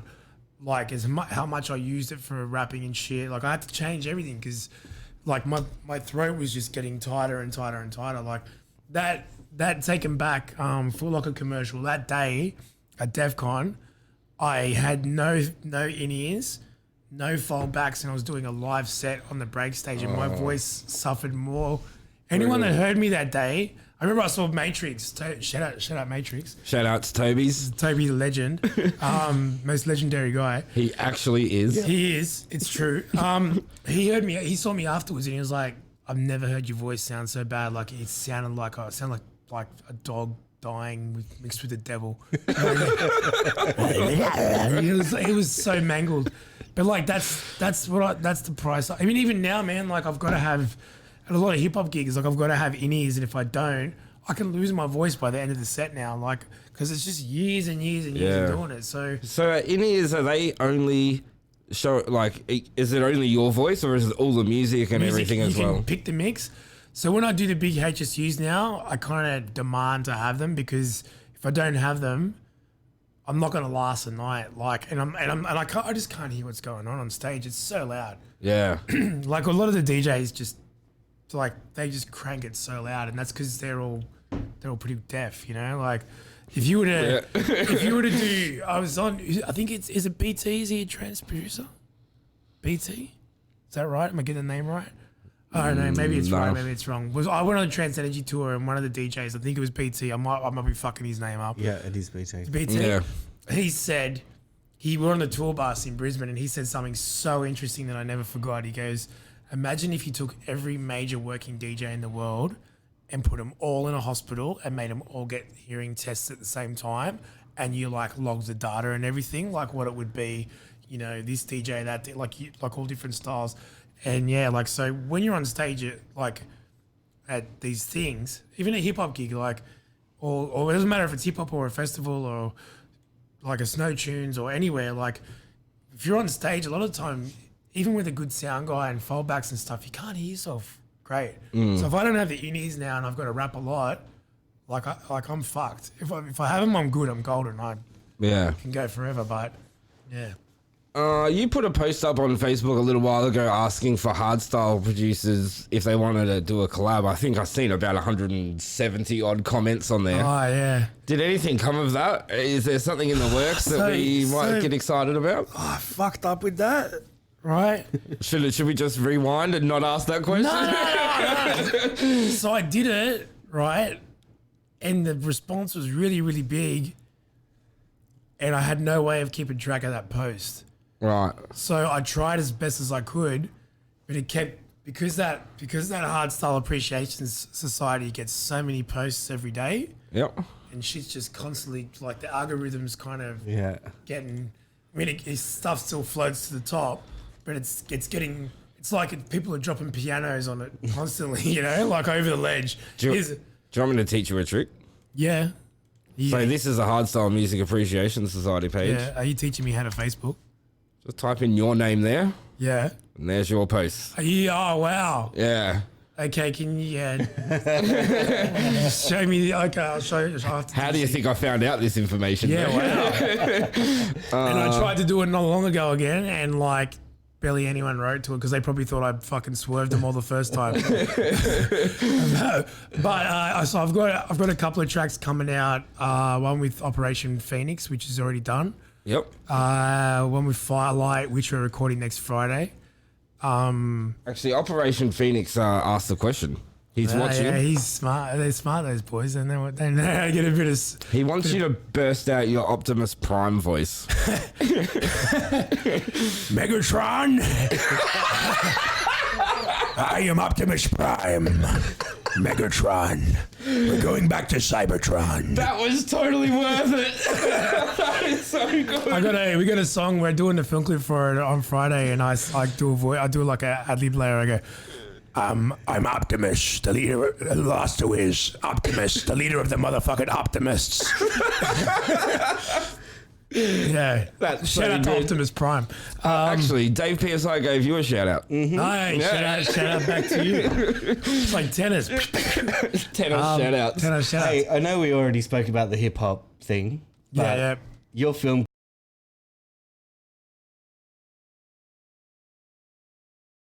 It's all him, man. That is it's all him. so good. It's- that one that keeps flipping from it's like the comic book. Yeah. It's all There's him. nothing like that. No one's done that. Reggie's he's one of the most talented people I know. He can rap good. He records all his own shit, mixes, masters. He doesn't master it. Aaron Hilson's 86, one of our producers, masters it, and he produces for us, beats as well. Your tunes sound great, by the way. Thank you. Like just sounding wise. Yeah, well, that's the Yeah. boys. So that's Reggie, Big Red Cap, and Aaron Hilson's 86 too, and all that. And he also makes all the film clips. Oh, And- really? Wow. Yeah, Reggie makes all the film clips. So, and it's all. He sits there and he films it all. He thinks it all out. He storyboards it. Like, I don't know what I'd be doing or where I'd be doing, or whatever without him. You know, like he's definitely a blessing in my life, and he's like So me. is Reggie and the Big Red Cap the same So person? the same person. Because I actually looked up his Facebook page. I was going to shoot him a message and ask him to come in and surprise you. He doesn't drive though, so he I was too afraid of getting rejected anyway. doesn't drive. He wouldn't know how to get here. He always needs me for a lift. Is that right? There's a question here. How do you deal with the haters? I don't get him anymore. It's really boring. Seriously, I used to really feed off it. I think it was a good thing for me at the time. I think I needed people to tell me that they didn't like me or that I sucked or that I needed something. It used to push me really well, but then I think as well, I did suffer eventually from what you'd call maybe these days as internet bullying a long time ago. And I did let it affect my confidence. I did let it make decisions for me. Like I second guess myself and, but yeah, I don't have it anymore. I'm sure people don't like me still, but I don't hear about it. Facebook's a very positive place, as in there's no dislike button, and I know people get nasty in comments, and I know people get nasty on Instagram, but for some reason they don't do it to me anymore. And I don't know if it's because I'm not relevant to them or because they don't care, or maybe because You don't react. I really don't. It is a rare time that I do get someone that says something dumb on there, and I just block them. I don't write back. I used to write back to people years ago, and I wasted half my life doing that. Were you an e-child person back in the day? Yeah, I fucking love each other. Go in there and fucking tear people up. I used to tell people I'll fucking beat the shit out of you. And, you say all this crazy shit that you get arrested for now. But back then, because you weren't thinking, you were emotional, and that's if someone hates you, if someone doesn't like you, they've got every right to not like you. It's stuff I don't like. Yeah. There's people I don't like, but I just don't say anything because I just don't care. Like I said, you don't give negative energy. You're not gonna feed. You know the fucking Amazons are burning at the moment, right? Yeah, it's Now which is totally fucked up, by the way. so fucked up. What do? Do you go and dump petrol on there, or do you go and dump water on there? You know, like once that fire's lit, once people are angry or riled up, you know, like you can keep going with it. And the problem is, the more you participate, the more you turn into that person, and you end up doing all that dumb shit too. Like you become the thing that you don't like from trying to survive that world. Yeah, You know, that's solid advice. If you participate in it, you don't realize it, but you're becoming that shit, and then it becomes normal to navigate the world of music or wherever you're doing, or workplace or whatever it is to be a prick to everybody because you're on the defense all the time because you think that's what you need to do to survive. Like, it's human nature. We all want to survive, you know? So I just don't participate. I don't give a fuck. I don't care what anyone's like, what anyone thinks of me. They're allowed to. And if they want to say and tell me that you're shit or whatever, I'm like, I mean, I just told you, I didn't even scratch the surface of my life fucking story, but I know what I've done.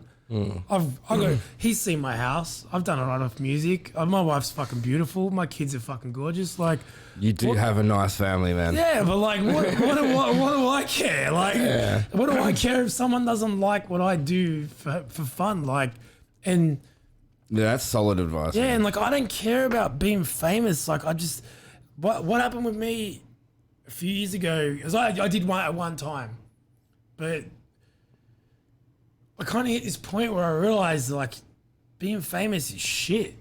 You know, like even acting, like it's an oxymoron or whatever you want to call it. Like, because I know that when I succeed, and I'm telling you, I will succeed with acting, and I'll get to the places I want to go. I'll just stamp it now. Like, I love that. I know that there's going to be that shit that might come with it, but I'm going to have to navigate that at a time.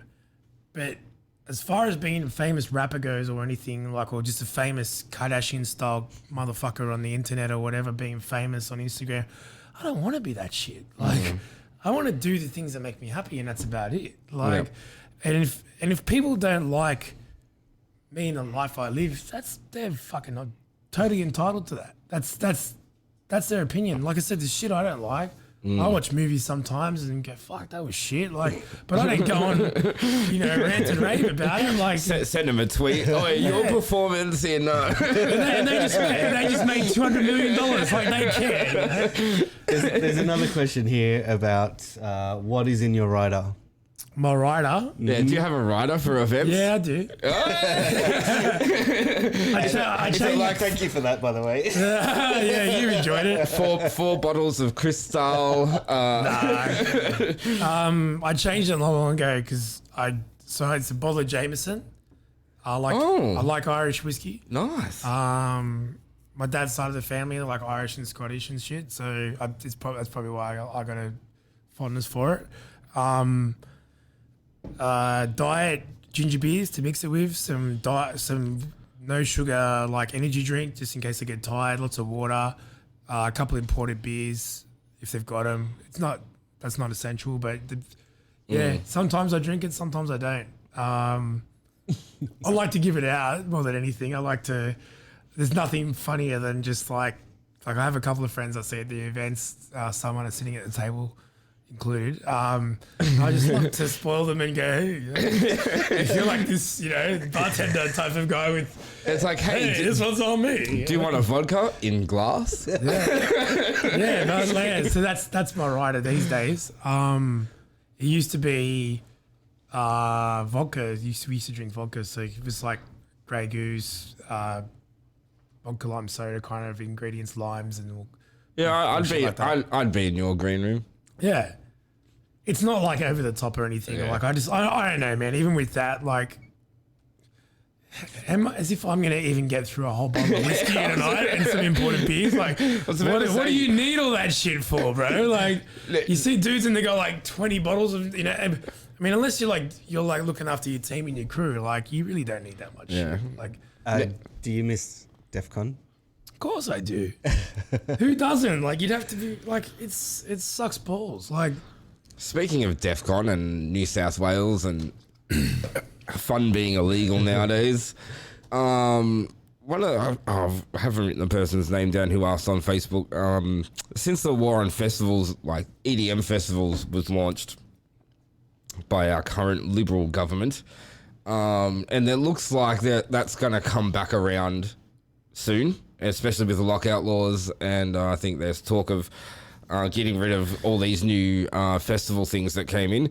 Do you think New South Wales can bounce back if that happens? Do you think the damage is done, or will things like Stereosonic and Future Music maybe and Defcon, will they all swing back around? Okay, there's two things that you've said. Yep. Okay, so number one is the lockout laws. Let's talk about that. Yeah, I'd love to. I can talk about lockout laws till the cows come home. Okay. So what you got, and this is not just in Sydney, this is worldwide right now, on nightlife, is a perfect storm for nightlife to find it hard to survive. So any clubs that are still going, shout out to Massive, shout out to Ivy, shout out to Standard Bowl, all these people that Marquee, anyone that's got a nightclub in there, putting good music in there, and there's plenty more that I haven't talked about.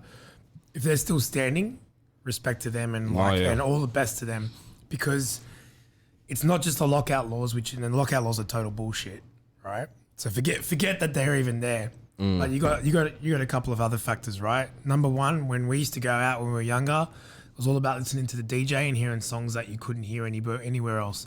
That's changed. Everyone's got Spotify on their phone. Everyone's got Tidal, or they've got fucking Apple Music or YouTube. And every song, there's nothing that's off limits to anybody. I DJ every weekend pretty much. And the one thing that annoys the fuck out of every DJ, so if you're anywhere, don't do this, is when people come and hold up their phone and they want a song that's in their phone and they want you to play it. Like, you've got it in your phone, go listen to it in the fucking car, okay? Fuck. It's annoying, and it's just like you've got a couple of drinks in you and now you think that you want it. And it's a control thing. It's not like they have to control, and that's because everyone's got control now, right? But don't fucking do it, you idiots.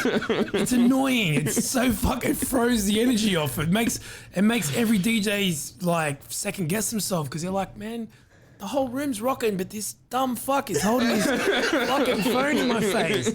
Like, someone will write on their phone, Yeah, I've done can you it. play I've this had song? it happen And I to just me. grab the phone and I type back no, and I give it back. Yeah. Right? Just pick the phone up and just throw it into the Just stay at home, okay? So that's so the DJ and the way we get music is different, right? The price. You should search for it on YouTube and then give it back to them. Yeah, there it is. Go outside and listen to Yeah, it. but I always say to them, I just hit play on their phone. It's playing, like, you've got it. You've got the song. Yeah. So the experience of going to watch DJs is, like, that's why all the big DJs are producer DJs right now. Like, it used to be anyone that was a really good selector DJ that could mix and scratch and do all that shit, they could just be... It's equally as important as a guy that makes the music. If anything, the guy that made the music was never really DJing. Yeah. Like, now it's opposite, all right?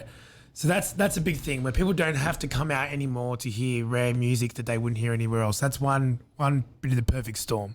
Yeah. The other bit is people used to go out to meet people, right? To pick up, to meet someone of the opposite sex or same sex or whatever they're into and go home with them, or maybe get a girlfriend or a boyfriend, or go on a date a week later. To meet people, right? It was part of the rite of passage as you got older to go out and meet people and fall in love, or maybe fall in love for one night, whatever the fuck you want to do. Or just make friends. Yeah, or just make friends. Okay, now people order that like a pizza on your phone on Tinder. So now you don't even need to go. You like that takes that out of the equation too. So there's no need to go hunting specific music. There's no need to go and meet people. And then on top of that, there's the drink prices, right? So now people drinks are so expensive in clubs and shit. A lot of places, not everywhere, but a lot of places where people go and preload. So they're going to go and get pissed before they go to the club because it's cheaper. Get to the club and buy maybe 1 or 2 drinks. Yeah. So the club suffers as well, right? All those things are why venues are disappearing everywhere, right? And then on top of that, Sydney goes, we're going to give you a lockout laws.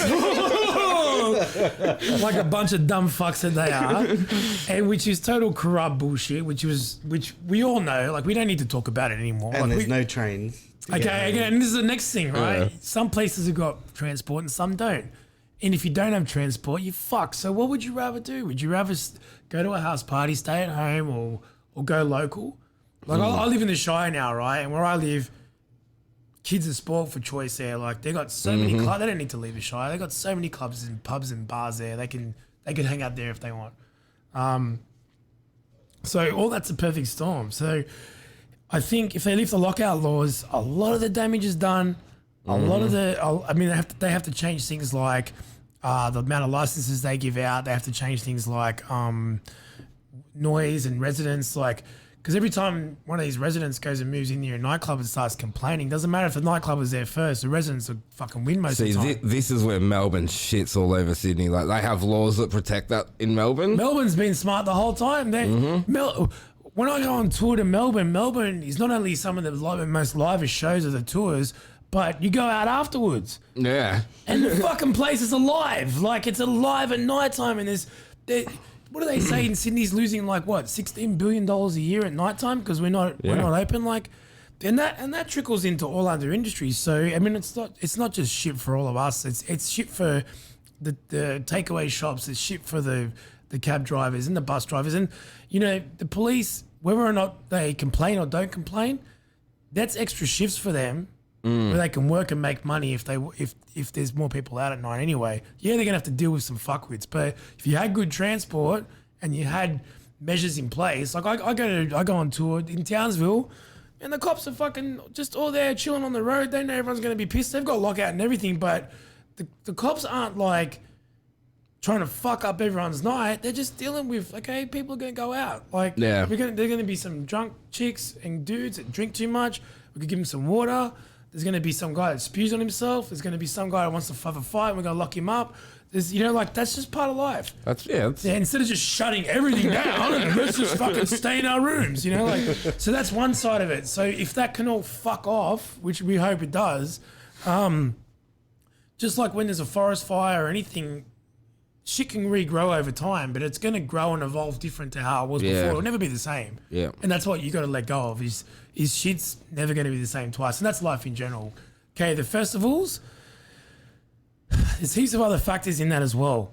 One of the big factors that no one ever thinks about is that we're in the middle of fucking nowhere, right? So and we've only got like 5 major cities or whatever that artists can do shows from overseas. So a lot of artists don't want to fly here because they've got to fly like 15, 20 hours from wherever the fuck they are. They come here, they can only do 5 shows. And if they do those 5 shows, they're used to getting their superstar rates they get overseas. So they want to come here and they want to charge Australia superstar rates, but we don't have the population. Yep. And we don't obviously have the infrastructure and the way of getting all the people around and the base of having nightclubs that would make people constantly interested in music every week. All that floor is taken out from underneath. So a lot of artists, they're not going to come here or they're going to be limited to what they do here. Or they're going to want to come here and want too much money to the point where it makes it irrelevant for a festival to operate. Or if not enough people come, they just take a massive hit and die. And that's what a lot of it's happened. So, and the more the cops and the government or whoever, I mean, look, everyone loves to blame the cops for shit, right? And there's bad cops, there's good cops, whatever. End of the day, it's the fucking government that makes the laws that those guys have to follow. Go to America where weed's legal in half the country now. Can the cop arrest you in a state where in Colorado? No, he can't because it's not the law anymore. So if you want to get mad at someone, you got to get mad at the government. You got to vote with your heart and with the way you feel. You got to make your voice heard, and you got to vote with your dollars as well where you spend them. But so that's the thing with the festivals. But what I'm trying to say is the more that the cops and the government make it hard for festivals to operate by charging them stupid fees to put them on, scaring the fuck out of all the kids at the front door, strip searching them and fucking, you know, getting them in heaps of trouble for having a pinger or something on them. Like, kids are dumb, man. People are dumb when they're growing up. They're going to experiment. They're going to do dumb shit. They're going to do shit that they're going to make one mistake that they're not going to make for the rest of their life. They're probably going to they're probably going to have those balls to do that at a certain little window where they feel young and invincible. And you think if you get busted for some dumb shit and then that goes on your record, and then you can't get a job, and then you can't travel, you're probably going to end up a fuckwit. You're probably going to end up doing more bad shit. This is what I tell all the kids that I speak to. It's like, if you get busted for this, you might end up going, I don't give a fuck now, and then you make more choices, or you go, oh, jail wasn't that bad, or getting locked up wasn't that bad, or whatever, or you might just go, yeah, well, I've done it now, no turning back. So your life gets altered, and that's what they don't see. So if there's a way that we can do festivals and where people don't get fucking scrutinized like Gestapo fucking Nazis coming to get you just at the door, just for fucking wanting to go and dance, if there's some way that we can all come to an understanding, shit can be good again. Because even though we've got some good events still on, the stress that all the promoters have to go under and the risk, it's so massive every single time. And what happens as well is, if you go to Europe, you can buy a fucking grog at the servo on the highway.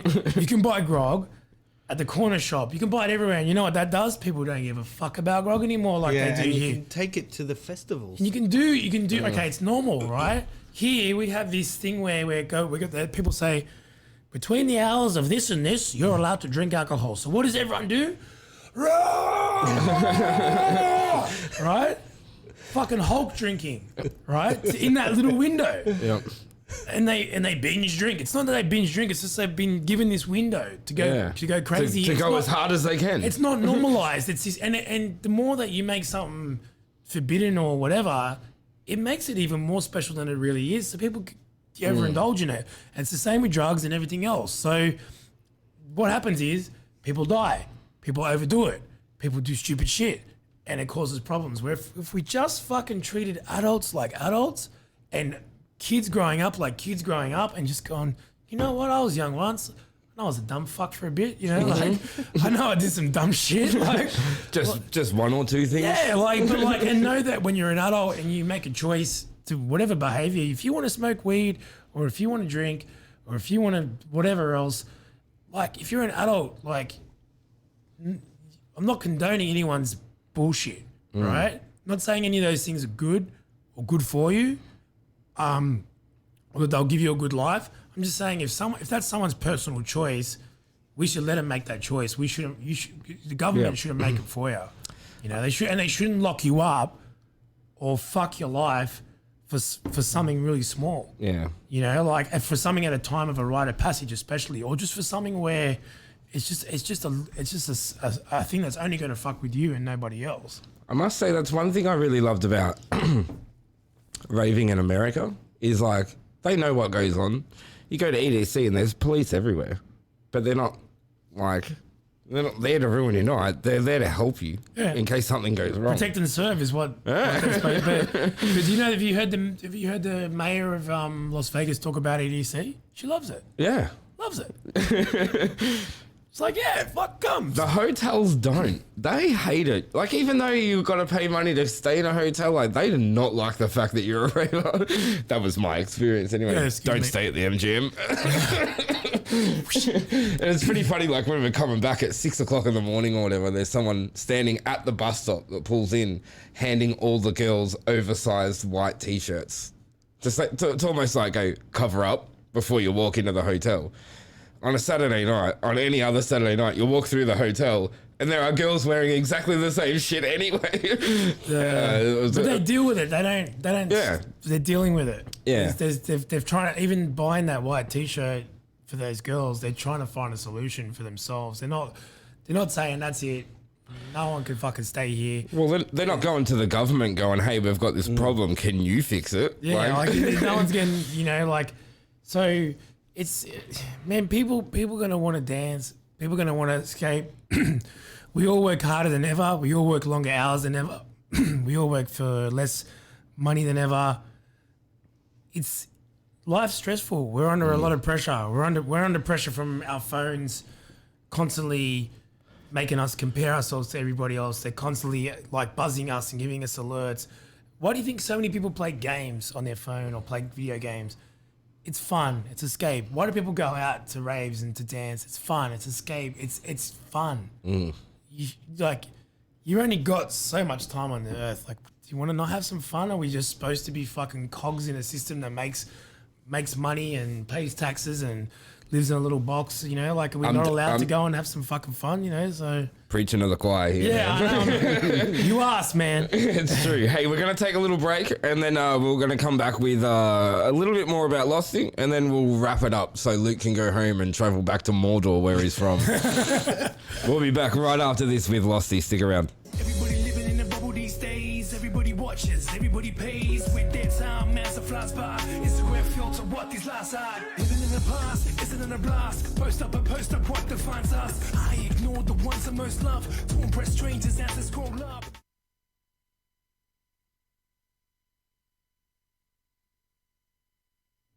Yeah, sorry, Mick. I didn't. There we go. Sorry, we're live. Hang on, come here. Come here, Mick. Ask of yourself. So do you go for a talent agent? I have an agent, yeah. Cool. So I've had a couple of agents over the years. I'm on for acting, I'm on my like third or fourth, and for music about third year. Awesome. Yeah, so they book Hey, few gigs. is this for acting, Mick, or for music? Are you thinking about becoming an MC? No, for acting. Yeah. See, like, even, like, actors need people of all kinds. Get onto it, bro. They really do. That's the good thing about Yeah. acting is, you know, like, It is not ageist, sexist, homophobic. it's definitely not. Yeah, it racist doesn't- or nothing. They need everyone. They need someone for everything, you know, like. Lauren Elizabeth from Facebook. Shout out Lauren Elizabeth. Shout outs, Lauren. Wants to know how you balance everything. And do you ever sleep? It's hard. Yeah. It's not easy. It's harder when you got a wife and kids as well. I wake up at 5 every day, and I go to the gym, and then I go Hang on, let's back that up. You wake up at what time? 5 o'clock. And then go to the gym every day. Yeah, I probably have two Right. rest days a week. Yep. I come home and I help my wife get my kids set up and get them to where they need to go for the day, and I'll go out and do my day. Like, you know, I run my business. I got a promotions business. I run 9 to 5. I come home at night. I might spend one night a week doing music, or we at Reggie's place. We were either recording or filming or something. We normally do that. Some night I try to do nights where I do nothing and just stay with my wife. We might watch TV, might sit around and talk, have a glass of wine.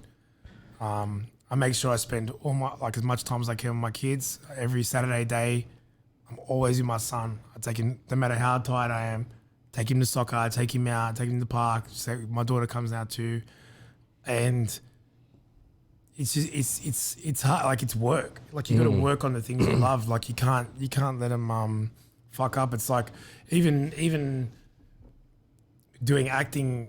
I've got to memorize a lot of stuff. So I'll spend, you know, if I've got stuff to memorize, I have to go down into my office / man cave / the back cave and just sit there and work on it and do it until I've got it. And so it's just, but it's balance of, like, I'm time poor. So I have to wake up at 5. Because if I don't wake up at 5 to go to the gym, it's just not happening. Not at this time of my life. I've missed that window. I got people that depend on me, and I've got shit I got to do. So if I want to go there and do it, I have to do it then. And what's funny is I do that hour in the morning, and I'm fucking waking up by the time it's in my head, by the time it's over. So I've kind of already done it on autopilot before the day's even started, which is great. So I've walked out the door, one-upped already, and Maybe I should start going to the gym at 5 o'clock in the morning. change your life. Yeah. Yeah. I've walked past the gym on a number of occasions. And so, but yeah, I try to, I do have a lot of caffeine. I love coffee. Word. But it's balanced, man. It's like I got to spend time with my wife. I got to spend time with my kids. I got to see my friends. You know, I got lots of friends, and I don't get enough time with them because we're all grown up and we're all over different pockets. But it's like me and Luke have known each other 19 years this year, right? But like, it's like whenever we see each other, it's like not 1 second's changed. We've maintained that friendship over that time. I see you. You boys are getting cute. Yeah. And your life is like a garden. So if you want your favorite things to grow, you need to weed it out. You need to change the soil. You need to, you need to look after it. You need to water it. You need to make sure it's not getting killed by the sun. I swear to God, I've had this same conversation with Dave PSI. It's life. So, but that's now I know where Dave got it from. Yeah. But like if you want it, and if you want it, it's shit in, shit out. If you don't put in the work, it will show. If you're not prepared, it will show. If you let anything in your life suffer, it will. It's work. It's hard. It's not easy. If it was easy, then every single person would have the exact life that they want, because it's not. We're all works in progress. We're all just trying to do our best. We had a question here, but you've basically just answered that, and that was when working in the music industry, how important is your family and friends? But you've kind of answered that. So let's ask, what has been your biggest disappointment or knockback, and how did you overcome it? Probably that first ever home and away audition when I was a kid was very pivotal. But if that didn't happen to me, I wouldn't have done music the way I did. Because that, like I said, that same shit happened to me this year. Exact same thing again, right? I was cool with it, I don't know, man. I don't looking back now. I don't think anything's bad. I think there's a good saying I like. It's like there's no such thing as failure. There's only feedback, right? You're just getting feedback, and it's up to you to either be a big sensitive fucking crybaby about it, which we all get, or at certain times, or be like, okay, that's what I needed to learn at that time. That's what I needed to take in at that time. Like, so I don't really. Of course, like, man, I go to auditions all the time, and like most of them you don't get. Like I said, like Netflix show, Stan show, Home and Away, Foxtel show, all this year, all cool parts, small parts but cool parts with dialogue. Next step up in the thing, didn't get them, but then I get this Terminator thing, and I fucking love Terminators. So it's all right. But it's all right. Yeah. It's okay. Like, you just got to be cool with it. Like, the more resilient you are to rejection and the more resilient you are to failure, the more journey you're going to have. The more miles you're going to have. I think too, once you learn to process that, like, you get more hungry because you know sort of how to deal with it in a certain way. Like, it's not as daunting. It's like, all right, if I get knocked back here, that's fine. I've got these things that I can then do after that, or whatever. Hey, who's your favorite graffiti artist? Oh, fuck. Fibber, Soffles. There's a guy, he did the cover for me and Soul Options 20,000 Hours EP, Farid Radea. I think that's how you say it. We got it, Farid Radea. I'm not sure how to say it. Snarl, York, who's in the crew. I'm in BRP. A lot of guys, man. I like Mystery. There's so many. Because there's a whole like subculture of graffiti art. Like, it's bro, it's crazy. Like, and I don't know a lot about it. I've seen a couple of documentaries, and I'm just fascinated by it. I'm like, it's so interesting, man. Soffles said one of the maddest quotes about graffiti is like, I've met the best and worst people from it. And it's so, that just sums it up. That does sum it up pretty well. Sums it up. Like, I've met, like, I could just say the exact same thing. I've met the best, like, because I did, painted for years and years and years, and I just met the best and worst people from it, But you meet some brothers, and you meet some total scumbags, and that's that. But you meet some talented people, and you meet some egotistical people. Like, that's just, and that's art in general. But man, as musicians, are the exact same. Yeah, true. I have met the worst and best people in the DJ world as well. Oh man, Tompy Who, shout out to Tompy Who. He wants to know what your ultimate goal is and where you want to end up. My ultimate goal is to I want to be in a fucking Marvel movie. I was just about to guess that. Like as a proper character, not just like the small role. Like I want to be a proper character, and be able to provide for my family from that source of income, and be set up for that. And like love that. That's the number one thing. But it's like other ones like. I'm kind of doing some of it now, like being a Terminator film, an Aliens film, a Predator film, pretty much anything Arnie's done. All those kind of franchises he started, Star Wars. Well, the X-Men are going to get a reboot. Yeah, I know, man. That's why I made my fucking Wolverine movie. That came out the day the Disney Fox deal went through. Like I was ready, man. I was thinking about this a long time ago. Yeah. Yeah. You want to hear something crazy? Yes. Yeah. So I tried to get back into acting heaps of times over the years and it was not happening. Right. Yeah. Like, so I kept trying and it just wouldn't happen. The original Wolverine movie, the X-Men Origins Wolverine. Yep. I auditioned for a small part in that as a boxer, right? In the gym. And I didn't get it. And then a guy that I knew I was friends with got it. And then the scene got cut from the movie anyway. Oh. So even if I had got it, I would have got my heart broken twice. How crazy is that? Man. So yeah, like that was like a long time ago. But I tried it. Like I tried a couple of times to get back in. It just wasn't happening. Yeah, right. Yeah. That is getting a break in a movie and having your scene cut would just be happens, man. I watched the Star Wars the prequels and I because I'm one of the rare people that doesn't mind them. And I don't mind them either. I don't mind them. No, whatever. Like the new Star Wars are horrible. Rogue One's dope. Rogue One's not really. I love Rogue One. It's its own movie, I don't mind that. I didn't even mind the new ones, to be honest. Terrible. That's a whole other combo. Yeah, we're gonna start a whole new podcast. But I remember I used to watch the DVDs of them, right? And there was like the deleted scenes. There was I don't know, like when you watch them, you see these people there. Whole storylines and shit that was cut. And you're just like, these people got like auditioned probably a couple of times. Yep. Like first call, second call back. Got through. Told they were in a fucking Star Wars movie. Told everybody that. And the shit didn't come out.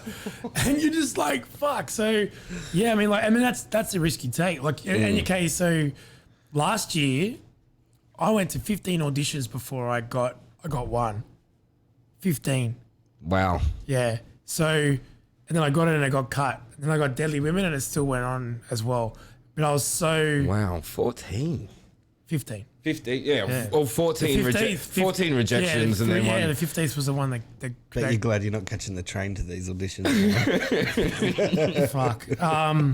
But yeah, like that's a risk you take. Like I said, if you want to hop on the field, you might break your back. In other words, you might get disappointed, get your heart broken. It's like, have you ever turned anything down? TV wise? Anything wise? Acting wise? Acting wise? Yeah. Have you ever gone, you know what? I don't want to do that. I've already said, this is not me like stunning or like bragging or anything. So when a year ago, when I went to get an agent, I applied to a bunch of places and I got accepted by 4 people, right? So I had to decide, I had to pick which one of the 4. And one of the 4... It's a pretty good problem to have, isn't it? One of the first times in my life I've ever been on the other end of like giving someone else disappointment. Yeah. What, I've got options? Yeah, I know, like I'm going to disappoint someone instead of like me getting rejected. So, and one of the agents like just flat out said, would you do sex scenes, rape scenes, all this nudity? And I just said no to all of it. Like, I was like, nah, I'm not doing that. And I just realized that was not the person for me. Yeah. You know, and then I went and I got my agent who I was with for a whole year, Anne, and she was lovely and she was the best and she taught me heaps of stuff and helped me and like, because the right person's always there. I mean, you can always take the shitty option, but deep down inside, you know if it's right for you or not. And if you take it, you're going to feel it. Like, if you take something that's not meant for you, you will fucking feel it. And you'll know it. And every time you go to do this thing that you thought you wanted to do, you'll be fucking dead inside. So like I'm just lucky that I'm somewhat older and smarter enough to kind of identify some of those things now. So yeah, I turned that down. No, nothing. I haven't really turned down roles or anything. I'm not at that point yet. But but as a choice of agent, I turned that person down, which I thought was. I'm sure they thought was weird. With music, I've turned a few things down. Yeah. Few. No doubt. Yeah. Still only just even just like the other week. so you know, like just the other week. Eh? Yeah. Like, well, like you know what I mean. I still do it to now, and like some of those things, you could say would be things you regret later, but I don't really regret shit. So you know, like you kind of think, oh, what could have been or whatever. But I just know it's like if you weren't organically feeling it at the time, there was a reason. You know, it's probably a reason. You can say, oh, but if you invested in Coca-Cola in 1962 and you put $2 in today, that'd be worth 200 million. Well, you fucking did it. You didn't do it. So it doesn't matter. So unless you got a time machine, who gives a fuck? You know, like it's like he's been talking to my dad. It's just like I swear I've heard that exact sentence. Everyone's heard it. Like if you had invested, you know, if I just had bought stock in Apple, Apple or Microsoft, but you didn't. if it felt natural and organic and you were in the right place at the right time, you would have bought it. Yeah. You know, so you can't worry about all that kind of shit. So hell, my brother in Bitcoin. But look at all the people who got ripped by Bitcoin as well. Like I know people that I was laughing at that the whole time because I was like, this is the oldest trick in the book is to tell everyone they're going to get rich really quick for doing not much. Yeah. Like some people got some money, don't get me wrong. I'm sure they did. Yep. But a lot of people didn't. They just sunk some fucking money in there and thought that they were going to get some shit. And sorry, man, but like, come on, he's all that dumb to fall for that. Like, you know what? To the guys that got in that shit and got out of it real quick and got their money, salute, because they're the ones with self-control, or they just got smart enough and quick enough to get the shit out. But or had some inside knowledge. Hey, Losty, this interview, I could happily do this for the rest of the night. Some of us can't though. Soft. Some of us have to be up in like 4 hours for work. Yep. Which is fair enough. So?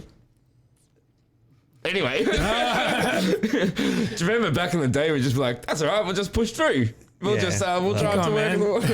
Yeah, Unfortunately, I'm not that young anymore either. Heavy machinery and stuff like that. Losty, it's been an absolute pleasure, man. Thank you so much for coming in. We got to do it again. Can we? We can do. I feel like part 2. I feel like 1.5. I haven't even talked about shit yet. I feel like there's so much more that we needed to talk about, and like that didn't feel like 2 hours at all for me. 2.5 hours. That felt like about half an hour. Yeah, same. Yeah.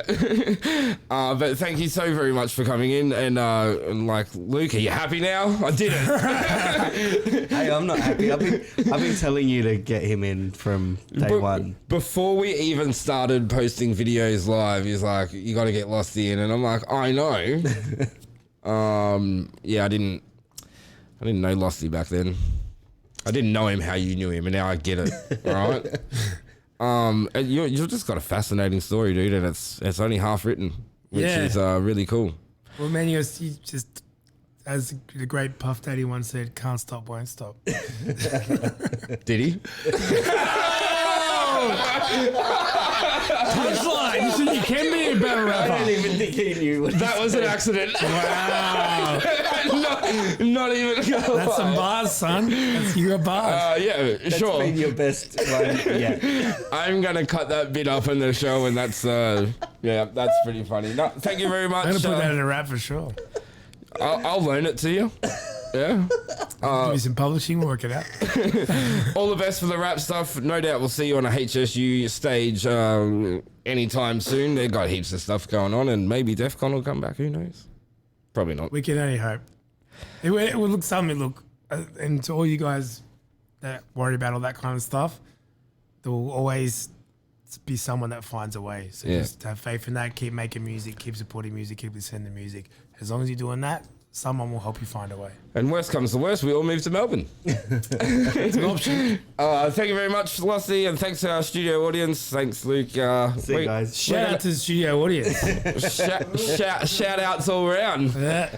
Don't forget, guys, to hit that subscribe button, hit the bell icon as well to stay up to date for when we upload new content or when we go live. Next week is Scat Chat. With D and Dave PSI, and also guess who's coming in for that show? Maddie. All right. Yeah, Maddie's going to come in as a guest, and it was a bit of a sausage fest, that show. So I'm like, it's about time I got a girl. We've only had male guests, so I'm really looking forward to that. That's all next week. See you all then. Bye, everyone. Bye. Peace.